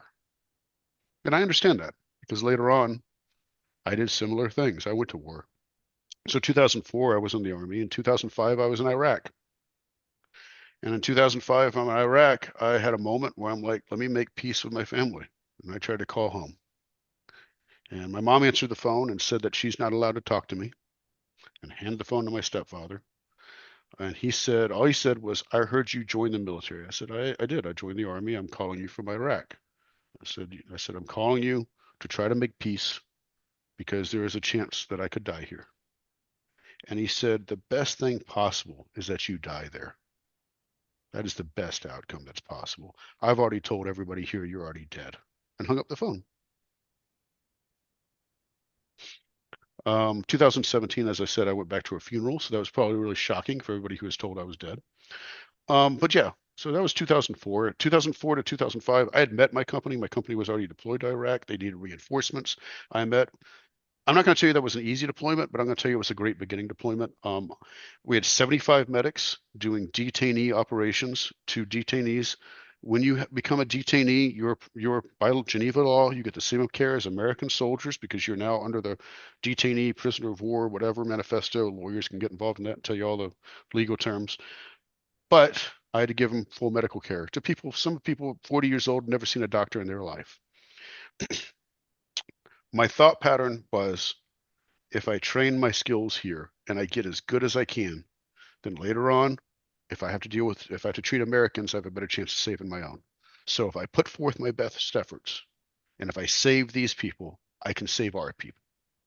And using that framework guided me through that deployment. Others made mistakes where they withheld maybe some pain meds and they got a lot of trouble. Every single thing that went against anything was prosecuted by the Army by our unit. So you didn't want to mess up. But other people made some mistakes in that deployments and so forth. But I came through it, and that was okay. I, It I'm guided me. Go ahead. I'm curious about the psychology and what was going on in your head here because you're raised as a witness, Hmm. where the military is from the devil, the government's from the Oh devil, yeah. everything's from the devil. That's not in a kingdom hall. Now, you read a lot, so you become self-educated. You have this job you don't like, even though you don't know that you want the structure, you do need the structure. But, like, for instance, to use myself as an example, the first time I went to a church that was not a kingdom hall, I was scared to death after I left the religion. Okay. Not because logically Hmm. I thought there was a problem here, but just that emotional response of all the indoctrination. So, did you have any of that? I'm curious. Oh yeah. Because you said our So people, you were talking about the country and our troops. So, how did you switch from that worldview of the Watchtower to the worldview that made you good in the military? 19, 20, 21 years old. I'm a horrible person. I deserve death. 21, 22, 23. These people that I grew up with have some really weird rules. If I was God, what would my thought pattern be? What is the moral standpoint that I would take in these situations? Did my dad deserve to die? If somebody had splattered my name, would I hold all of humanity wrong for that? I go through these philosophical questions and make up my own decisions, and frankly, those are decisions that each person has to make up in their own mind and their own morality as they go through life. Because you get to a point where you're like, I've been told what's right or wrong my entire life, but what is right and what is wrong? Well, murder is always, rape always wrong. Okay, imposing yourself on another person for just the joy of doing it, completely wrong in any way, shape, or form. Okay, so where do I draw the lines? Where am what's my morality based in? And without meaning to, my morality became kind of a almost, and I'm not as good as most some humanists are. Like most humanists don't believe in the death penalty, and I can still say that to a point. Maybe it's from my Texas upbringing. I believe in the death penalty in some cases, but a lot of it comes from a humanist point of view nowadays. but I was in the beginning steps of changing. And part of the problem going up in back in the 70s, 80s, 90s as a JW is they cut to pieces other religions. All right. They tear them apart. Whatever one flaw they can find in any other religion is was screamed from the pulpit. It was torn apart and it was shredded. And my natural father, oh, sorry, was an elder. He was, but my stepfather was an elder too, and he wanted me to be a ministerial servant, elder pioneer. And while I never read the Shepherd, the Flock of God book, growing up, he had me researching and he had me reading.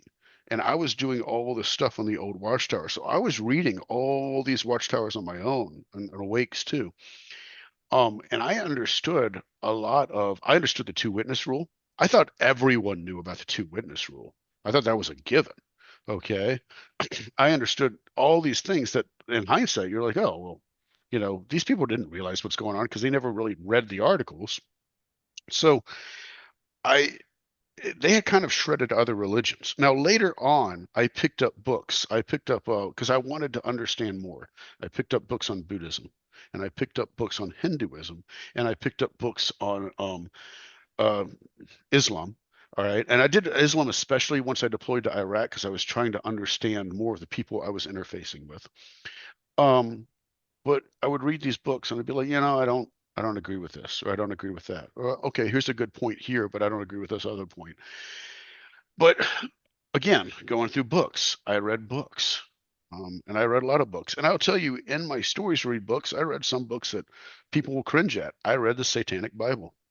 I read Anton LaVey, a lot of his books. All right. I used that, as a matter of fact, when I was in the Army because I knew that some of my chain of command were overly Christian and they were pinpointing checking my barracks room a little too much. So after like the third time they checked my barracks room, I went and bought one and put it on my table so that they'd leave me alone and stop checking my room. And it worked out great. But, when I read his stuff, and I read his stuff, and I said, this is just a counter kind of to the Bible. I got it. He makes some good points, but there's a lot of anger in here, and there's a lot of anger and reaction to what this is. Well, I don't agree with this state already. So I don't need the anger reaction from you. I've got my own anger reaction to it, and I can make my own decisions. So I didn't go that route. All right. And by the time it was all done, I was an agnostic for quite a while. If you want to get technical, I would be an agnostic atheist. All right. Do I have knowledge of whether or not there is God? No. Do I believe there is a God? No. Okay. Am I willing to listen to whatever anybody else says? Absolutely. Okay. Um, Worst case scenario, I get proved wrong. Cool. Got it. All right.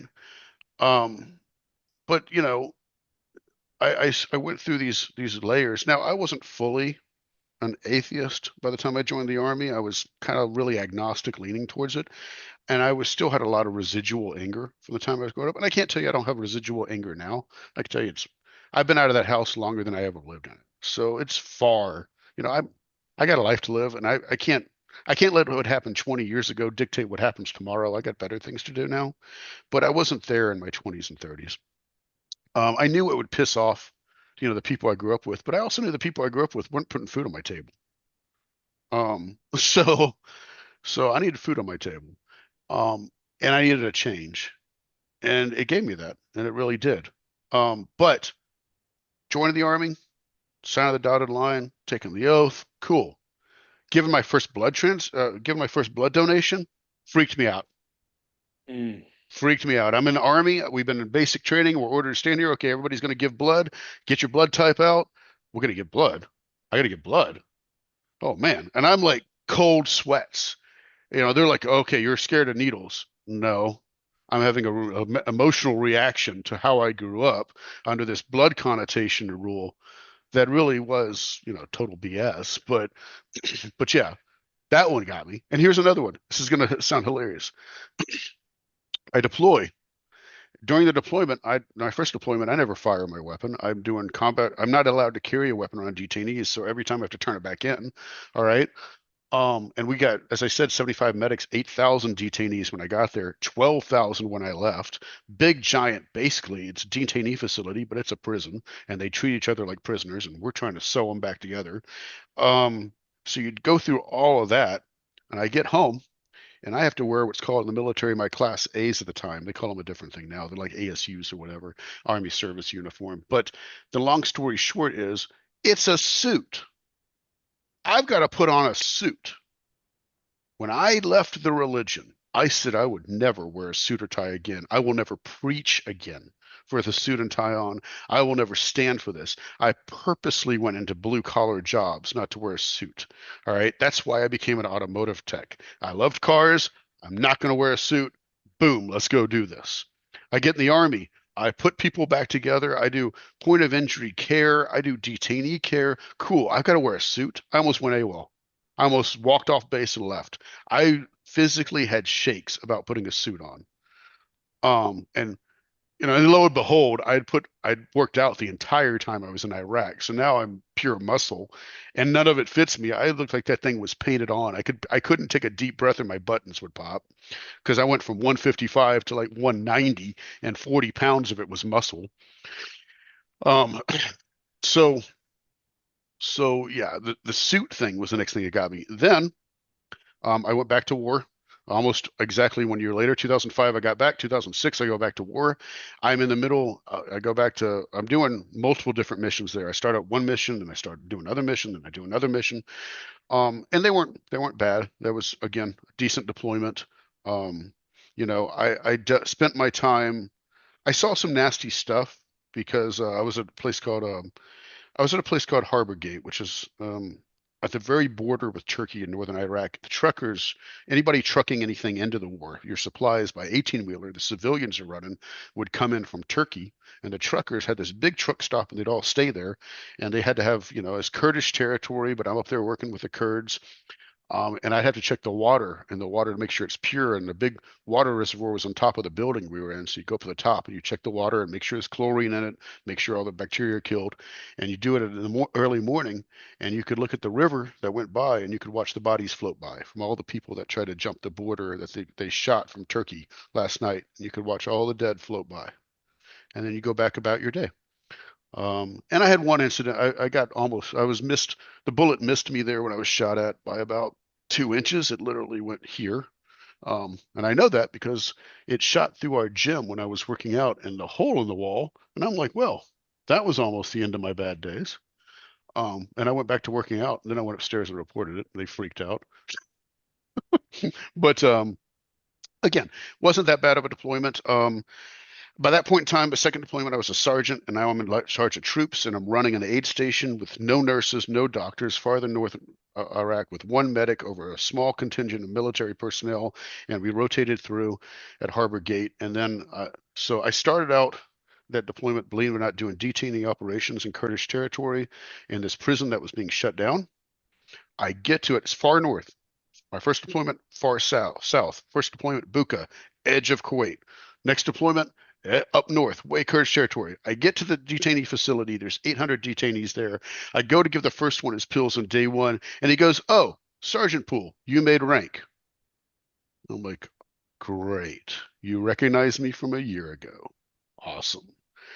But they were shutting down that facility. The original plan was to give it to the Kurdish forces. The Kurdish forces, when they found out about it, started digging a ditch with construction equipment, and they kept digging this ditch, and they kept digging this ditch, and we kept asking them. They kept saying it was renovations, and finally said that when we leave, they're going to take care of the problem.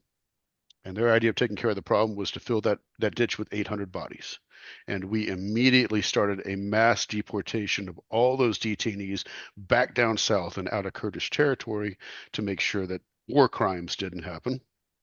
And so we got them all on buses, we got them all shipped across, and then they shut that facility down once the last detainee left, and we flew out of there.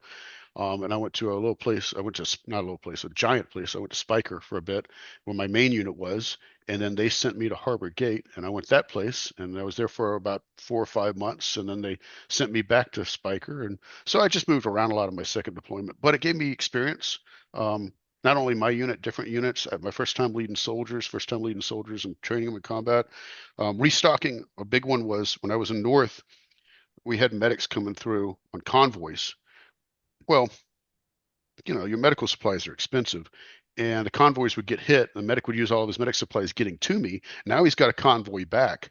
And I would over order our supplies so I could restock the medic because otherwise he'd have no medical stuff going back. Was that legal on the books? No. No, our unit wasn't supposed to supply his unit. His unit should be supplied from this and blah, blah, blah, blah, blah. And all that makes sense on a wonderful PowerPoint presentation. But if you use the materials going here and you need a refill on the way back, and I'm the only point, I'm going to give them those because nobody's going to die on my watch. And then leading soldiers. I had a soldier and he had such potential. He had so much potential and he was great. He was smart. He was awesome. And then he went back and he got hit. I kid you not, he was going to John Hopkins and he got back and he got hit for weed. He tested positive for weed and ended his entire everything with him before he got, and there's no way I could save him. There's nothing I could do. Um, and it was, and I understand because he just went through a year of a deployment and a year of, I mean, we were in helicopters. When we were in the helicopter and we started taking fire on the way there. Um, and you're kind of you start to nod off inside the helicopter, and then you wake up to gunfire going off as all the guns are going off, trying to fire back, and freaking you're in a tinfoil can flying in the air. And I look across, and all I see is my soldiers' eyes are this freaking big, and I'm like, just calm down because there's nothing you can do. Just stay calm. And when we got mortared, and I had gotten so jaded from being mortared that incoming mortars are coming in, and he wakes me up. He's like, "Hey, Sergeant, we got to get to the bunkers." I'm like, "Hey, put on your gear, get there. I'll be there in a second." And he put on his gear and ran to the bunker. And I said, "You know what? I'd rather sleep. I'll risk it." And I went back to bed. And he came back and he's like, "Sergeant, you never went to the bunker." I'm like, "Honestly, I'm not going to tell you the truth. I made the decision I'd rather die than lose 4 more hours of sleep. I'm okay with it." And he was just looked at me and I'm like, "You'll get there. I don't want you to be there. It's not a good sign, but it's okay. If you want to report What me, that's cool, man." what got you to that point? Do you think that was a condition of your younger years when you said, "Well, God's going to kill me, so it's okay. At least I'll be at peace." Is it an extension of that, Yeah, or what was it that got you to that point? Okay. I I never fully got over it. I went through that and I joined the army. And you think in your mind, nobody thinks they're Thanos. Nobody says I'm the bad guy. Everybody thinks that they're justified. Everybody thinks they're right.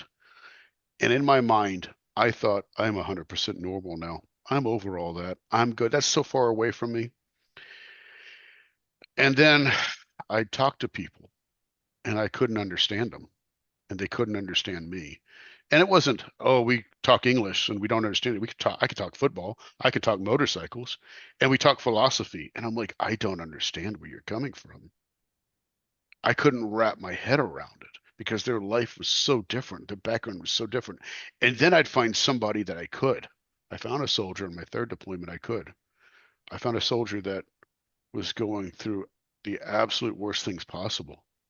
And I sat him down and I said, "Hey, the demons you're fighting right now in Iraq are the ones you brought with you from home because you're fighting me and you're fighting everybody around you, but we're not your enemy. You're bringing this from home. And I know because I've been there and I've done that and I've seen what it is. So I need you to talk to me and I need you to tell me what's happening and what's going on." And he is one of my greatest prides as a leader. He went on to get his GED because he didn't have it. He got in the army without it. At the time, he was sending money back home to his mom because he was trying to keep her from being homeless. And come to find out, she had gone back to drugs and was fighting been in jail. And as a son, on one side, he was like, "I don't want my mom to go to jail." On the other side, he's like, "Maybe it'll get her clean." Am I a bad son for wanting my mom to go get clean, to jail just to get clean and to get medical care? Or do I keep her out and I'm a bad son because I give her exposure where she can go get drugs again? There's no winning. There's no winning in that. And I never was in that situation, but God, I understand going through heartache. Um, He has a wife, he has kids, he is in the military, he has rank, and he does really cool stuff that I can't talk about. And I'm so proud of him. That he's faced his own demons, and he faced them there. And I'll tell you, we had one of those fights in Afghan. We were in Iraq. We had a fight. We had a fight that was bad enough that my platoon sergeant came to me and said, "You have to put it on paper. You have to discipline him." And the fight, I understood his point of view. His point of view was we should not all be put in mass to put a deployment patch on when one mortar coming in would take out 300 of our unit. We're going to stand in formation in a war zone? You're out of your mind. You're out of your mind. And I said, I get it. But orders are orders. We haven't seen activity. We don't have any reported spots. We cannot say with certainty that this will happen. And we are not at a point in the legal mainframe of being able to deny this order. So we have to follow through and we have to suck it up. And it went back and forth, back and forth, back and forth. And I looked at him and I was 36 years old. And I said, Hey, how old are you? And he goes, I'm 18. And I said, What's your mom's last name? Because you are too stubborn not to be mine. The only way you are this stubborn is if you are actually mine. That's what I said. I said, What is your mom's last name? And he said, You win this round, Sergeant. You can never use that again. And I might have to hit you in the face. And I said, All of that I accept. Let's go stand in formation. And then, because my platoon sergeant had seen it, he hadn't heard it. He just could see it from a distance because of how active he was yelling at me. He's like, you didn't have him at parade rest. You didn't have him showing. And I said, first off, you can disrespect me in any position. I don't need you at parade rest. All right. I don't care what position you stand in. You can disrespect me by your tone. I said, I don't need all that. He's like, you have to put it on paper. So I did. I put it on paper and I wrote it up in such a way that it looked like I instigated it and it looked like I made it happen. And then I solved it and it looked like my pride was on the line. And we went in front of the first sergeant's office. We both did.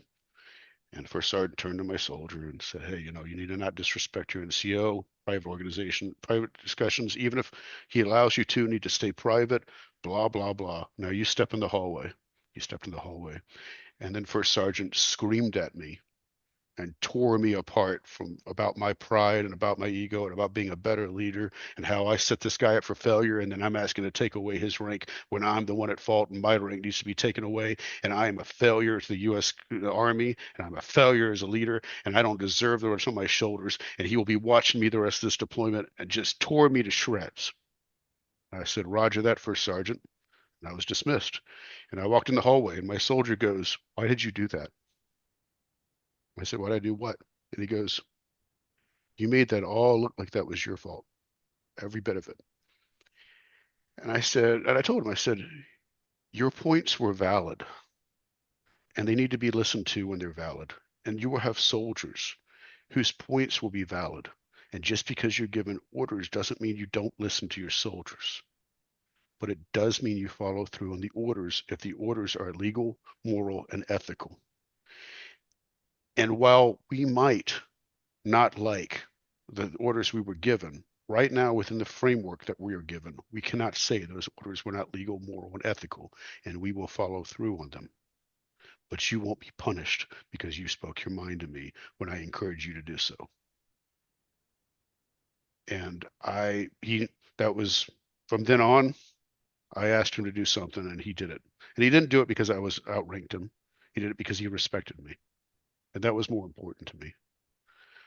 Um, so I have some soldiers that really I put a lot of pride in and how they became as people given leadership in the army and so forth.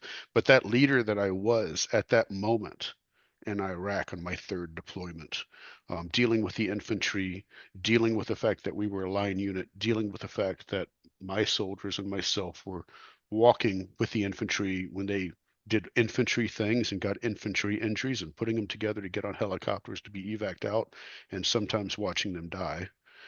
Um, that leader that I was massively different than me at 22, 23, 24, 25. And it wasn't until years later that I reflected back and it showed growth.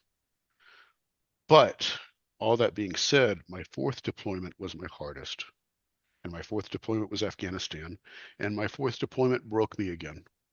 It wasn't as bad of a break as my nephew's death, but I became angry, and I became bitter. I was in a place called Margad, East Patika for a while, and then I was in a place called Boris. Um, one of our guys committed suicide. Another of my direct soldiers committed suicide. I switched bases to Boris to cover down in his slot when they reshuffled. They put me in his room, and we don't have a lot of paint or wood in Afghanistan. So the bullet hole from where the bullet went through his head and the splattering that soaked in the wood, I would look at for every night when I went to bed for weeks. And then I became so jaded about it, and my emotions were so turned off that I left that room and I didn't even think about how it would affect the next person that got in it.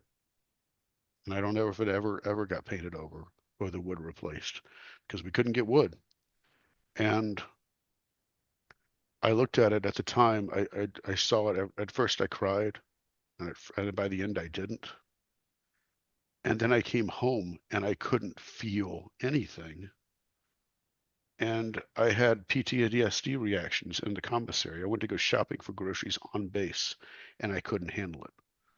There was nobody covering my back. I didn't have a weapon. I'm filling up a shopping cart. And in my mind, my emotional psyche, you have nobody covering high ground. You have no weapon. If anybody attacks you, you have to kill them by hand. You have to defend yourself. You've got no backup. And my other side was, this is a commissary. Like, this is a grocery store. Like, nobody here's going to kill you. They want a loaf of bread. What is wrong with you? And I broke out sweats and I broke out shakes and I had to leave and I had to go sit in the parking lot and I ate fast food for 4 months. And I went back to mental health, who I had told them I was great and fine, and 3.5 hours of sleep, not being able to sleep on a mattress next to another human is perfectly normal. I will be great. And I went back and said I needed help. And they said, hey, we're backed up for about 6 weeks. Here's a brochure. And I immediately enraged and reached for the kid on the other side of that counter and then put my hands down.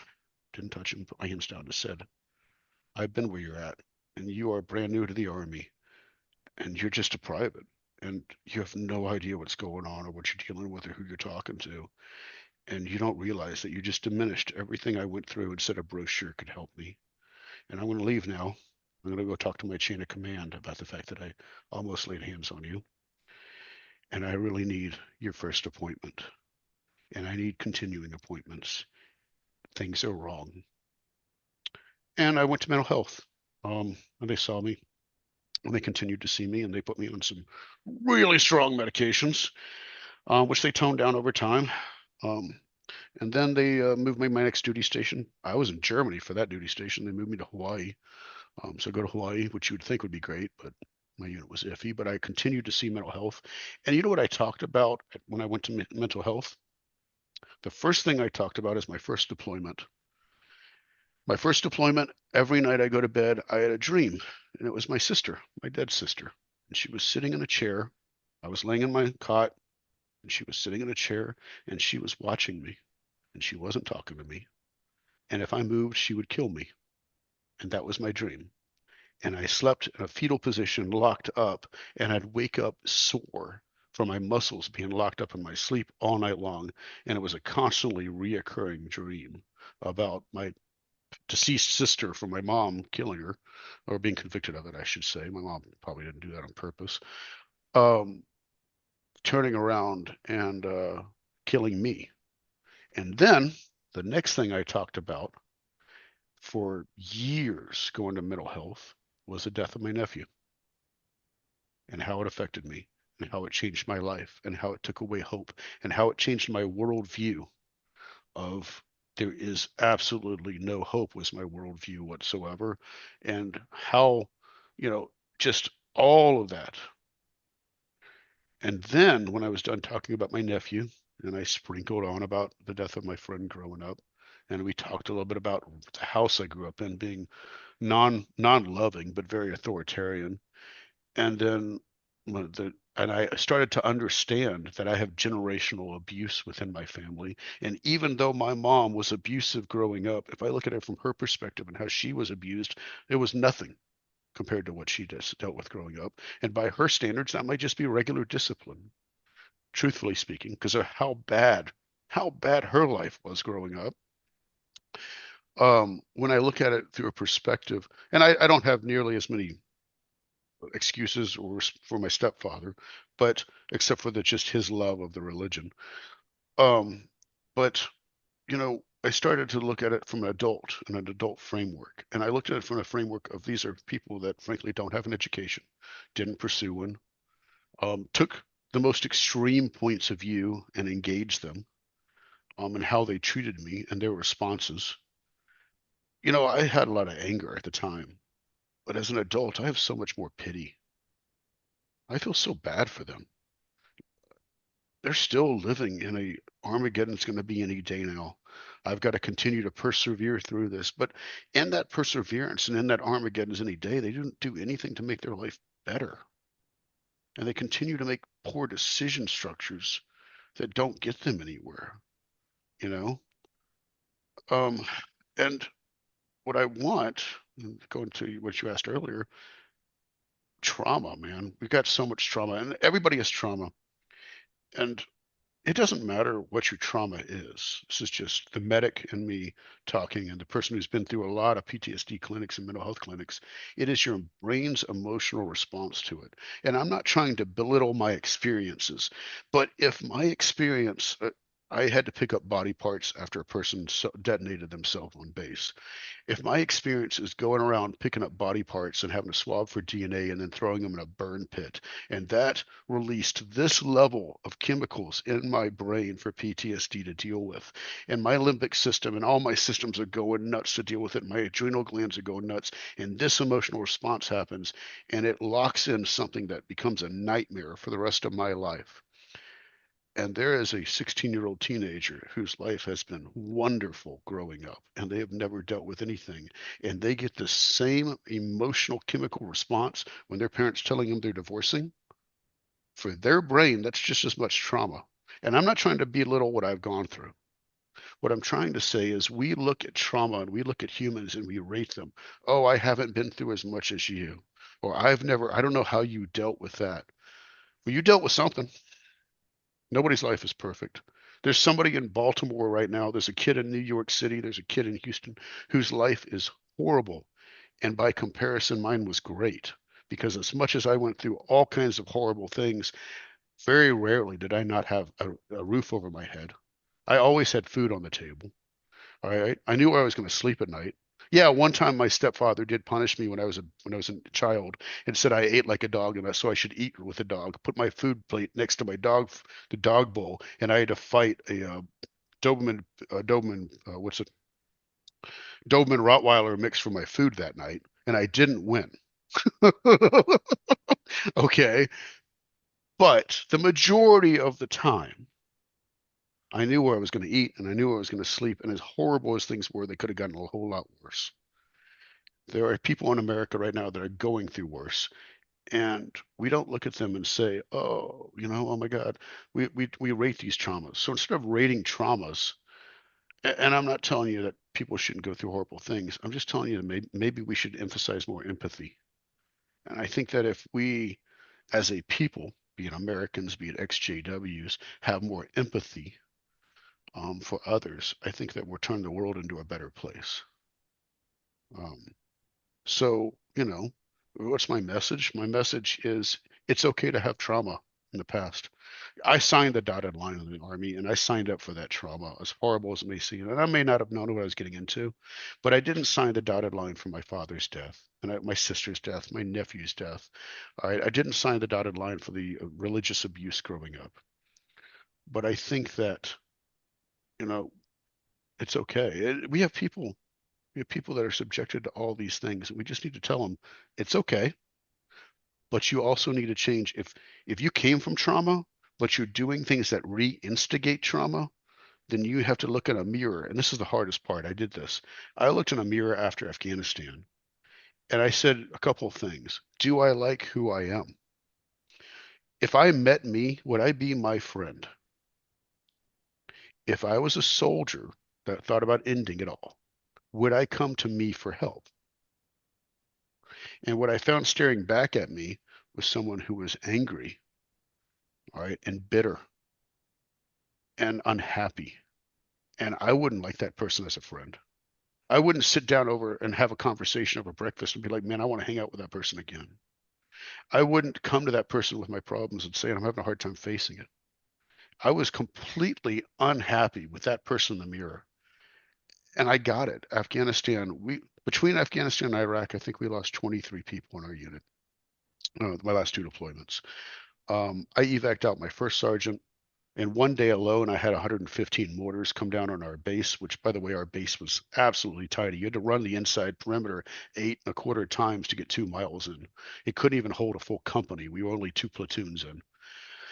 Um, we had 115 mortars come down on us. We had a V bed hit our gates. We had 140 guys surround our base and try to overtake us.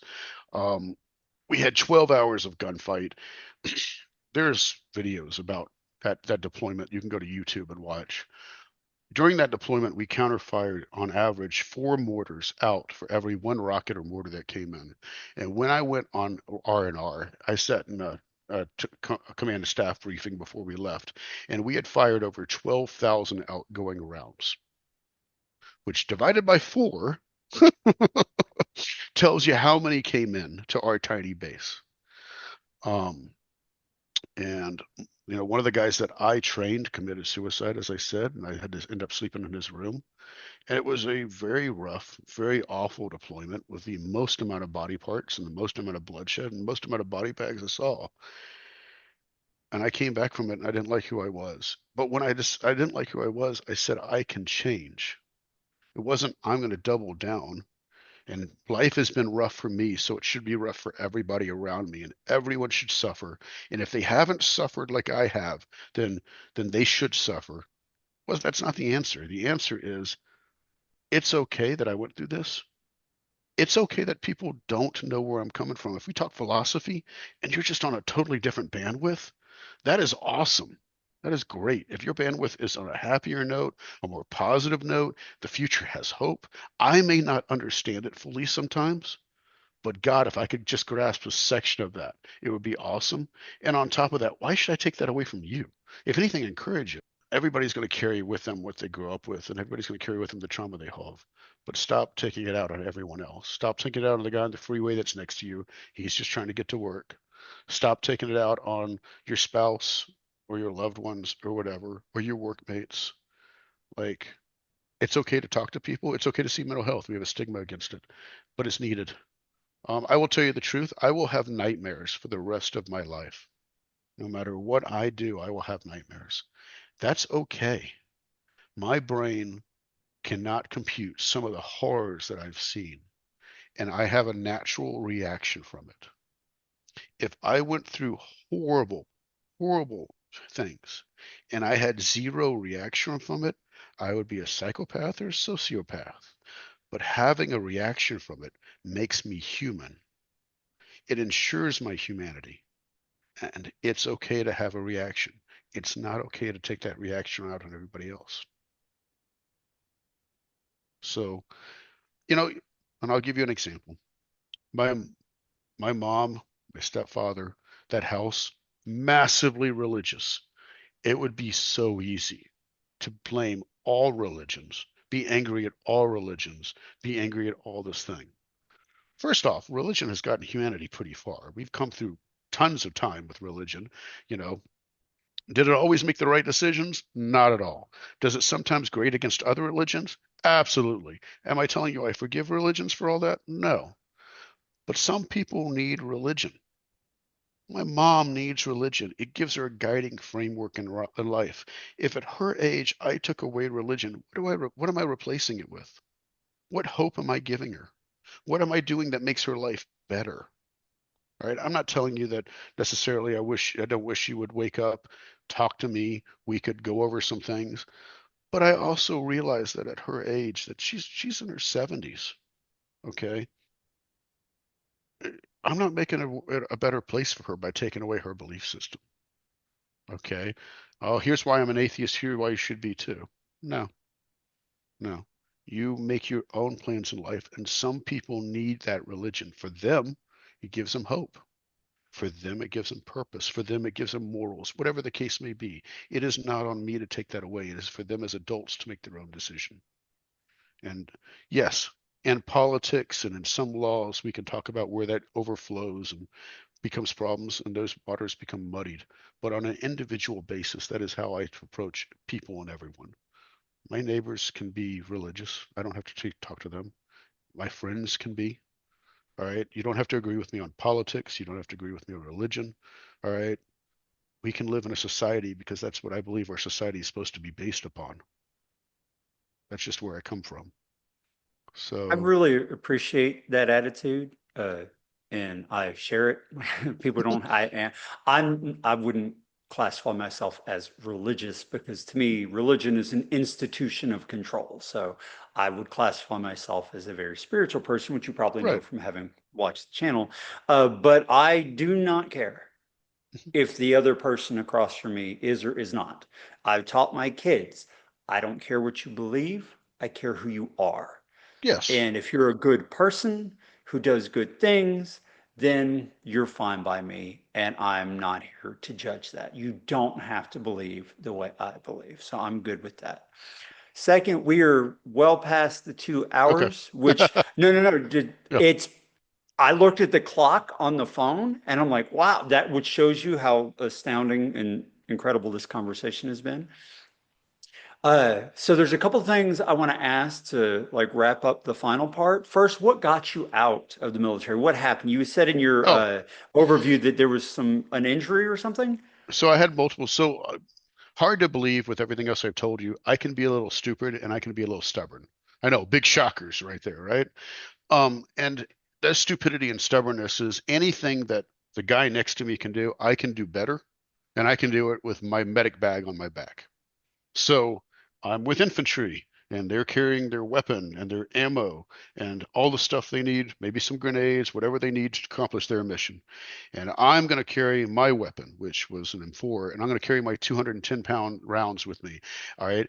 And I'm going to carry a 50-pound or higher aid bag on top of my full body kit, my Kevlar, and everything else. And then I'm going to run across Afghanistan with you. Right. So what does that translate into? Well, on my first deployment, somewhere in there, I had an injury to my spine.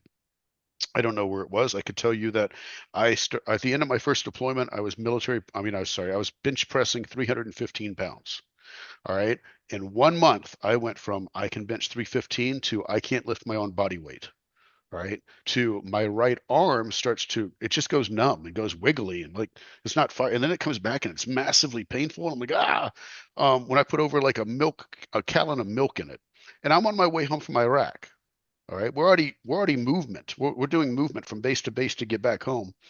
So I get back home and I get it checked out and I get it checked out and finally they send me for an MRI, and I had compressed my spinal cord. The disc had not just bulged but blown out and compressed my spinal cord.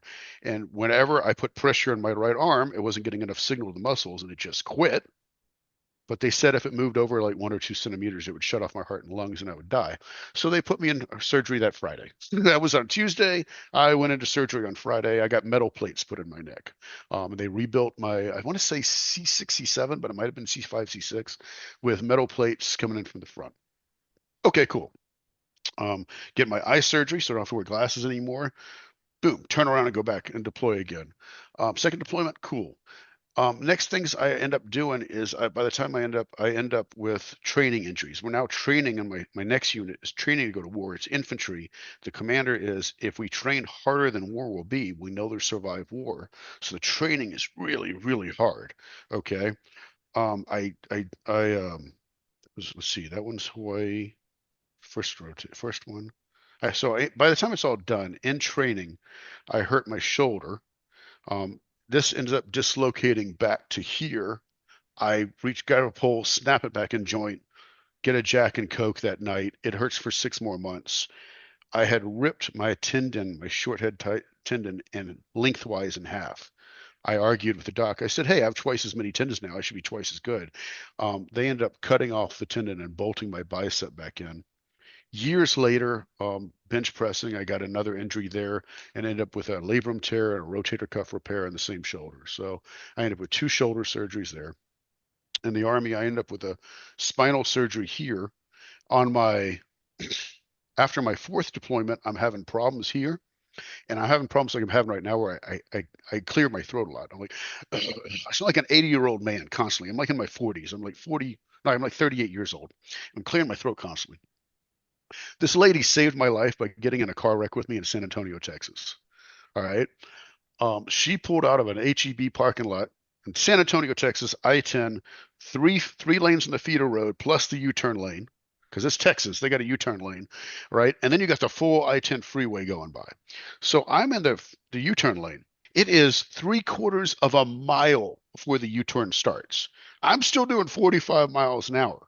Okay, I've got like almost a mile before so I'm doing 45 on the feeder road. She comes out of an HEB parking lot, guns it with the I'm going to cut off everybody who's just making out of that stoplight and getting ahead of them all.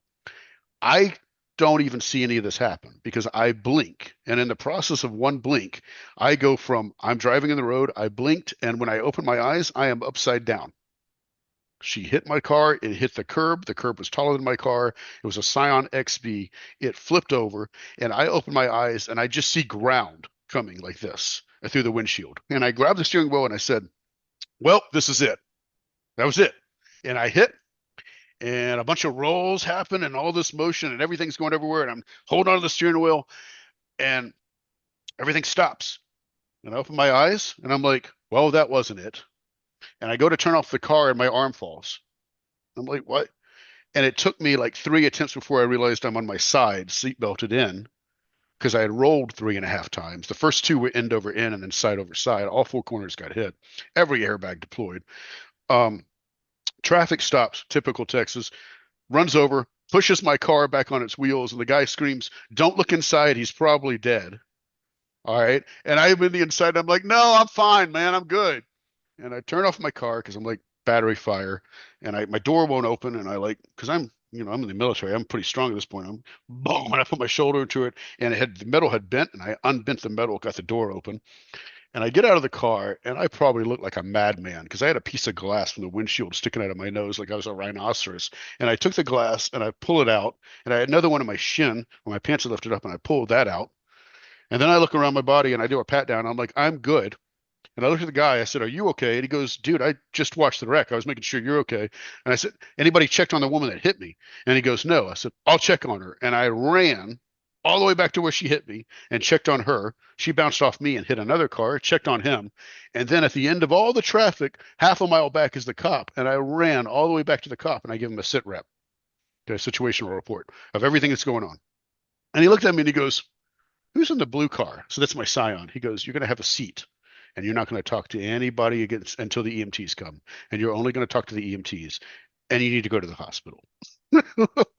So I go to the hospital. That lady saved my life, as I said, because the metal in my neck they put in 2004, I had broken. The set screws had come out and snapped off and were coming out sharp, and they were punching through the back of my esophagus from the inside. And if it got all the way through when I swallowed food, it would have gone to my chest cavity and rotted, not in my actual stomach. So, although I claimed it on insurance and she bought me a new car, thank you very much. Um, they found that on a CT scan because I couldn't do an MRI, and they took me back to the Army. The Army said, that's not true. That didn't happen. There's no way that's true. The Army did a CT scan and says, you're in operation tomorrow. So they went back in and they fused my spine. So I ended up with two spinal surgeries, two shoulder surgeries, two knee surgeries. I'll just go into that. I mean, typically, I landed. I was recertifying as a medic, all my body gear on and my weight, moving a 200-pound dummy over a 2-foot wall. When I came over the wall, I landed, and my team knee went two different directions and just snapped my ACL. I finished the obstacle course with a fully ruptured ACL with 30 seconds to spare. When I went into the hospital, they sent me to the MRI. fully ruptured. I got a donor graft, and then a couple of years later, they came back and they did another surgery for scar tissue in there. Scar tissue was enough I couldn't complete the movement, so they cleaned it out, did a meniscal repair. So when I got out of the army, I had hold on 1, 2, 3, 4, 5, 6. All right, I had this is a big one for mental health reasons. When I said I have nightmares, I was what's in the field where you're pretending to be at war and you're pretending you're living in tents and literally in a field. And I had a really good nightmare that night, and I woke up and my upper jaw was sore. And when I went to eat breakfast, my teeth came out and they took my jawbone, my upper jaw with it. So in my sleep, I had grinded down my lower jaw and slid my teeth forward, hit these teeth, and this was probably a little bit weak, so it snapped. So they ended up having to do a bone graft here and put my teeth in, which is interesting. At the time, I thought I was good, so I had taken a break from going to mental health. So I walked back into mental health and I said, "Hey, I need to talk to someone." A typical army, the lady behind the counter, gotcha. You need to talk to someone. We are about 5 or 6 weeks out. I got an appointment on this date. What do you need to see him about? I said, well, I have really bad nightmares. And she goes, okay, gotcha, nightmares. She goes, what else? I said, well, in my nightmare in my sleep, I clenched down my jaw. It broke my upper tooth. I then knocked this tooth out. I'm getting a bone implant here. It's going to take them about a year. She said, have a seat right there. You're not authorized to leave. If you do, MPs will be called. You will see someone in the next 30 minutes. You are on lockdown. And at which point in time, mental health was like, hey, we need to talk. We need to really talk. Um, so, so that was my seventh.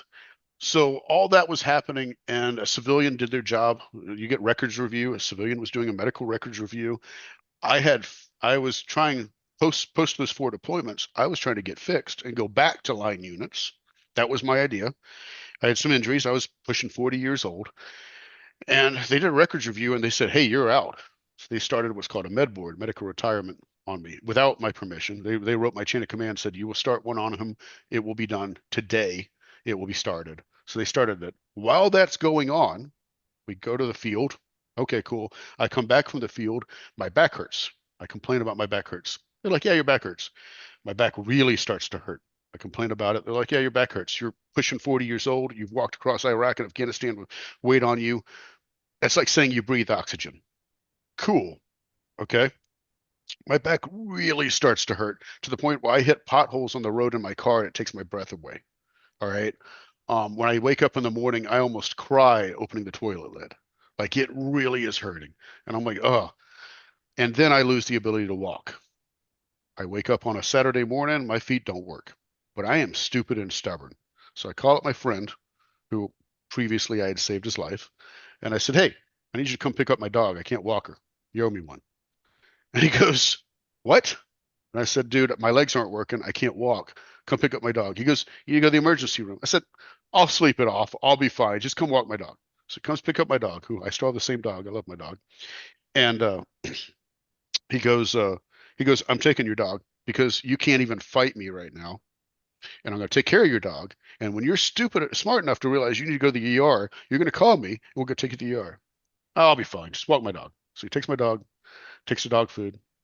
Sunday rolls around. I'm not any better. I'm worse. All right. I'm crawling around my house. I'm grabbing kitchen counters to get dishes and propping myself up. And everything is basically a dip or a press. And called him up and I said, hey, I can't go to formation on Monday like this. And he goes, yeah, because you're an idiot. So go to the emergency room. I said, come pick me up. So it takes me to the emergency room. They go to the emergency room and it's a Sunday night. Formations in the morning. They think anybody who shows up just doesn't want to go to work on a Monday. So, they're like, you have a kidney stone. I said, kidney stones don't take away your ability to walk. And the lady goes, I'll tell you what, I'll do a CAT scan. I'll get a CAT scan with contrast from your chest down. Anything that's wrong with your font, we'll find out. Cool. Well, it's going to be good when they have a powwow outside your room before they walk in. So I look at their powwow outside my room and I'm like, they don't have powwows for kidney stones. They walk in my room and I say, hey, it's not a kidney stone. And she goes, it's not a kidney stone. She said, you have an infection in your spine, T12L1, that has put out so much purulence, pus, exudate, whatever you want to call it, that it has displaced your lumbar muscles. Your lumbar muscles have been moved. They're no longer firing. You can't support your own body weight. And I said, all right, well, do I need to go and get an overnight bag? She goes, oh, honey, you're not leaving. Biopsy scheduled in 8 hours. Okay. Put me in a room. Next day, put me in a biopsy. I woke up during a spinal biopsy. If you get a chance to, never do that. Um, and come to find out, I had MRSA in my spine, and it ate through two of my vertebrae, made them look like a Swiss cheese. By the time it was done, so they put me on a drug called vancomycin to kill the MRSA, but too much vancomycin would kill me. So they had to do blood draws every 24 hours. At this point in time, I'm now in a wheelchair. So I'm in a wheelchair walking around. So they keep me in Book Army Medical Center for a week, and then they send me out to a civilian hospital that's a rehab hospital. I've got a stent to my heart. Every 12 hours, I'm getting vancomycin straight to the heart. It's pushing to the body because they need it in a large artery. Otherwise, it'll kill your artery walls. And then every 24 hours, they're doing a blood draw, but they can't pull it from the stent because that could be lined with vancomycin. So they got to pull a new blood every single time. 45 days in the rehab hospital. I'm in there for the first 35, 40. I'm in that wheelchair. They get me on a walker. I can barely do it. And I was crying through rehab. I mean, it was brutal. But I'm on a walker. I'm learning to walk. And I have so much respect for people with walkers now. I always open doors and everything. They're just brutal to get around with. So I'm on this walker. I graduate myself to a cane. They let me out one day for my brother to pick me up and take me to a restaurant. Trying to get through a restaurant with a walker was horrible. I said, go to Walgreens. I got a cane. He goes, can you be on a cane? I said, by the time I get back to the hospital, I will be. We're going to learn how to use a cane. I'm not on a walker no more. And I went back to the hospital on a cane, and the doctor and everybody's like, should you be on a cane? Did anybody give you authorization? I said, I did. I gave myself authorization. I'm going to be on a cane. And so, like, I'm on a cane, and I'm not doing good with this cane, but I forced myself to be on this cane. And I get out of the army. And I was in San Antonio, and my girlfriend had got orders to El Paso, so she's now in El Paso. So I'm like, I'm going to El Paso, and then I was like, I'm not showing up to my girlfriend, who had, I'm not showing up on this and that on a walk on a cane. So I threw the cane in storage, and I'm like, I'm walking, and I got to tell you, the first 3 months, when I say I'm walking, I walk and I'm like touching the wall, and I'm walking and to the car and I'm walking because I can't support my own body weight. So I have to like do a rush to the next port. And I did 6 months of therapy on the outside because at that point in time, I'd wake up and my back hurt so bad that I could not lean over to open the toilet lid. I'd have to squat down, open the toilet lid, and stand up, and it would make me cry from the pain. And 6 months of physical therapy to rebuild and re-strengthen my back muscles, which was in El Paso, was absolutely amazing. Civilian doctor. And then I've just kind of paid attention to my body since. Other entries in the Army that I got that I declined, which also what got me kicked out and started the med board. I broke my ankle before Afghanistan when I was in Germany. I crossed a ditch with full gear, yelling at my soldiers, pretending we're in battle, pretending we got to save a guy, get the guy, get him out of the battle, pull him in the ditch, do point of entry care on him real quick under TC3 standards, tactical combat casualty care, and then get him out of that situation while we're pretending to be shot at. And I jumped across this ditch and I landed with my foot all the way up, and it twisted and it just cracked. Um, so they said that I broke my malleolus. The first doctor, 3 days later, I was walking on it. My first doc said, if you can walk on it, you're fine. I'm paying it. Here's 2 weeks, no running. 6 months later, I fell during a 12-mile ruck march, and I went in, and the doctor, that new doc, said, hey, go in for an x-ray. And they said I broke the malleolus. I hyperextended my ligaments and tendons. I ripped the fatty tissue deposits out. Later on, so they gave me all this stuff, and they said, you got to go to a German doc. And I went to this German doc, and he said, we're going to do an external fixation, re-break your ankle, get it to heal right, blah, blah, blah. And I was like, I deploy to Afghanistan in 15 days. And he's like, no, you need surgery. So I went back to my unit, and my unit goes, I got to know if you're deploying. We're already 7 guys short for medics for this deployment. And I get Charlie Company. And my platoon sergeant said, Charlie Company is going to the worst area. They're going to get hit the worst. That's what we expect. I said, I know, but they got the best leadership. And that's who I want to be under, is the guy that will try to save my life, not the guy that doesn't care whether or not I live or die. So, yes, I'm more likely to get injured there, but I'm more likely to get taken care of there. I go to Charlie Company. And my platoon sergeant said, well, what the doc say? I said, do I get Charlie Company? And he goes, you can have Charlie Company. I went over the shredder and shredded everything the German doc had gave me that wasn't in my medical records yet and said, doc says I'm deploying. and deployed on that ankle and walked on it for a year. When I came back and they followed up on it, I had ripped the cartilage off my talus bone, and I'm bone on bone with every step. So between all those injuries, they were like, "You're out," and they medically retired me. Um, Gotcha.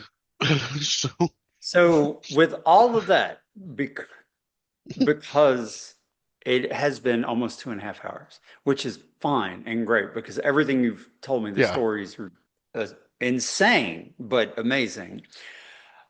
Through all this stuff you're telling me, you're smiling, except, obviously the stuff that hit, like your yeah. nephew.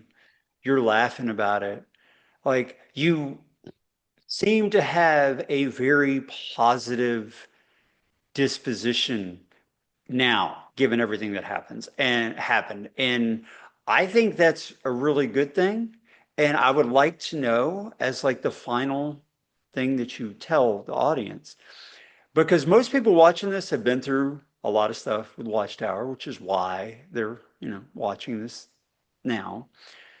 What has made you able, despite everything you've been through, to be able to retell these stories and still smile through most of it? Like what key takeaway would you give everybody who's watched and listened to everything you just said and all the trauma you've been through to deal with their own stuff? When when I was young and I internalized all of it, I did not deal with it well. When I was younger and I tried to make sense of it by myself, I did not deal with it well. When I started to ask questions, when I started to go to mental health, when I got out, I moved in with my brother, and my brother and I were lucky enough to make some of these things together, and we bounced ideas off each other. Do you think this is really what, if you were God, would you do this? Okay, what do you think about dad? What do you think about this? What do you think about that? Um, so I was lucky enough to have someone to bounce ideas off of. At the time, it was a bit of an echo chamber, which is not a good thing, but it also gave me an outlet. And then later on, I said, it's okay to go to mental health. It's okay to talk to people. Now, I was lucky that in the Army, they provide mental health, and they provided mental health for the things I grew up in my family and the things I saw in combat, all right, which I have not discussed a lot of here. That would be another 2 to 4 to 6 hours. But the fact of the matter is, I was lucky to have those things allowed to me. Not everybody's that lucky, but if you find someone who you can, without being an echo chamber, and you have to be able to listen when they have opposite viewpoints, but you can start to bounce ideas off of, and you can start to say, who do I want to be? Not be reactionary. Most of the time we're reactionary. This happens, so we react to it, and we're this way. I'm angry because they did this, and I'm this because they did this. Okay, well, who do I want to be? You know, who do I want to be my friend? If I look for a friend, what do I want in them? Because that's the person I want me to be. I want me to be loyal. All right. I want me to be someone I can talk to. I want me to be someone who can be there for me and I can lean on, but is strong enough to tell me when I'm wrong. All right. And maybe they can do it in something I did not have before the Army, which was tact. And as horrible as this is to say, the U.S. Army gave me better people skills, which shows you how bad I was. I had horrible people skills. But learning to lead soldiers, learning how to gain soldiers' respect and not do something because I have higher rank, learning how to teach people taught me about tact. It taught me about empathy. It taught me about reasoning. And I think those are good things. There is plenty that we can discuss that went wrong in the Army. The Army was great from the viewpoint of those things. The Army was horrible from the viewpoint of going to war, whether or not those wars were justified. All right, the political ramifications, those are completely discussions that, yes, I will agree with all kinds of things on. We can go back and forth on. But the interaction with people and making me better with people skills. So, the more you close up and go in your own box, the worse it is. But can't open all of that box at once because it turns into Pandora's box. You trauma dump, you let everything out, which is what I did a lot in my 20s. I trauma dumped on everybody around me and let everything out, and the only thing left inside was hope. The only thing I never found through all of that was hope. there's a middle ground, and managing that is hard, which is where therapists and mental health comes into play. And the next thing on that is finding the right mental health is really hard. The first one I ever saw in the Army actually was not good for me and did not understand. I had a social worker that later on came on, and then I had a doctor that I looked up and I'm like, you were in Iraq the same time I was. Where were you? Oh, you were beside my sister unit. And we touched common ground. And then I listened to him and I respected him and I had to hear what he had to say. And that's both ways. Not only do they have to respect you and understand what you're saying, but you have to respect them and you have to be willing to change and you have to want to change. And the hardest thing we do as humans is want to change ourselves. We will change the world before we change ourselves. And that's still a progress. I don't want you to look at me right now and think, oh, he's smiling, he's happy, he's doing great. I have a wonderful girlfriend that supports me. I am lucky in that I got out of the military with my injuries. The VA does cover me, and that does cover most of my bills. Because I love motorcycling, I found a job when I was in Maryland that let me work in their dealership. And then when I left, they reached out to me and I work long distance for them now, which is unheard of in the motorcycle industry. But if, especially new riders, if you've got a person that's a new person that has all these questions, how do I get into motorcycle riding? How do I know about gear? What's a good helmet? All these silly questions. I'll talk to you for 3 hours on the phone and tell you every single thing and all the stuff. Don't do the mistakes that I made. Here's how to do it right. Here's how to take the legal classes. Here's how to get your legal license. Here's how to get insurance. And they let me do that. They're kind enough to pay me, and the pay's not always great. It's situational because hard to believe the winter is cold there. So when it's cold, less people ride motorcycles, which means less people buy, which means I make less money. So, it wavers. That's the nature of the beast. So I fell into some lucky positions. And I'm not telling you people out there that I'm not. I think I'm very fortunate with everything I've just mentioned before. To be where I am now is absolutely amazing. I'm not in prison. I'm not in jail. I'm not a drug addict. All right. I try my best not to start a new cycle of abuse from the abuse that I suffered. Do I find myself sometimes overreacting and getting too angry? Absolutely. I have the trauma I grew up with, military training, warfare. It's way too easy for that. And controlling that and bringing that back down and being like, these people are not responsible. This is not an appropriate measure of anger. Sometimes is massively difficult. Do I remove myself from situations? Yes. Okay. Do I avoid getting into situations that would cause conflicts? Yes. But that doesn't mean I avoid going out. That doesn't mean I avoid being with people. And that was hard. All of that was extremely hard. None of that was easy. I love my dog. I know that sounds crazy to say at the very end of this, but when I got my dog was 4 years old. She had been bred 4 times. She had never seen a doc. She was on the verge of death. She was 25% underweight. She was in horrible shape. Cost me $2,500 in vet bills in the first year just to get body weight back on her, to get her dewormed, to get everything going on. For her to be the absolute spoiled 12-year-old princess she is today, that sleeps on the couch, thinks that everything should be delivered to her, and if we eat sushi or lobster, she eats sushi or lobster. That dog is spoiled. And the reason that dog is spoiled is that dog grew up rough, and it's going to have a great adult life. And I grew up rough, and I'm going to have a great adult life. I love it. I love it. Well, Garrett, that's a great place to end on. It is amazing what you've been through and how you've come out on it. I love that takeaway that of being the person you would want to be friends with. I Yeah. love that. I will be using that in the future. So I really appreciate you taking the time. And if you want to be contacted, is there any place that people can get in touch with you, or would you prefer not? Like, are you on I don't. any social media? Do you care? I mean, yeah, I have a Facebook. I have an Instagram that I really don't check. My Facebook, if you see it, is mostly motorcycles and car racing because when I was injured, I got to car racing.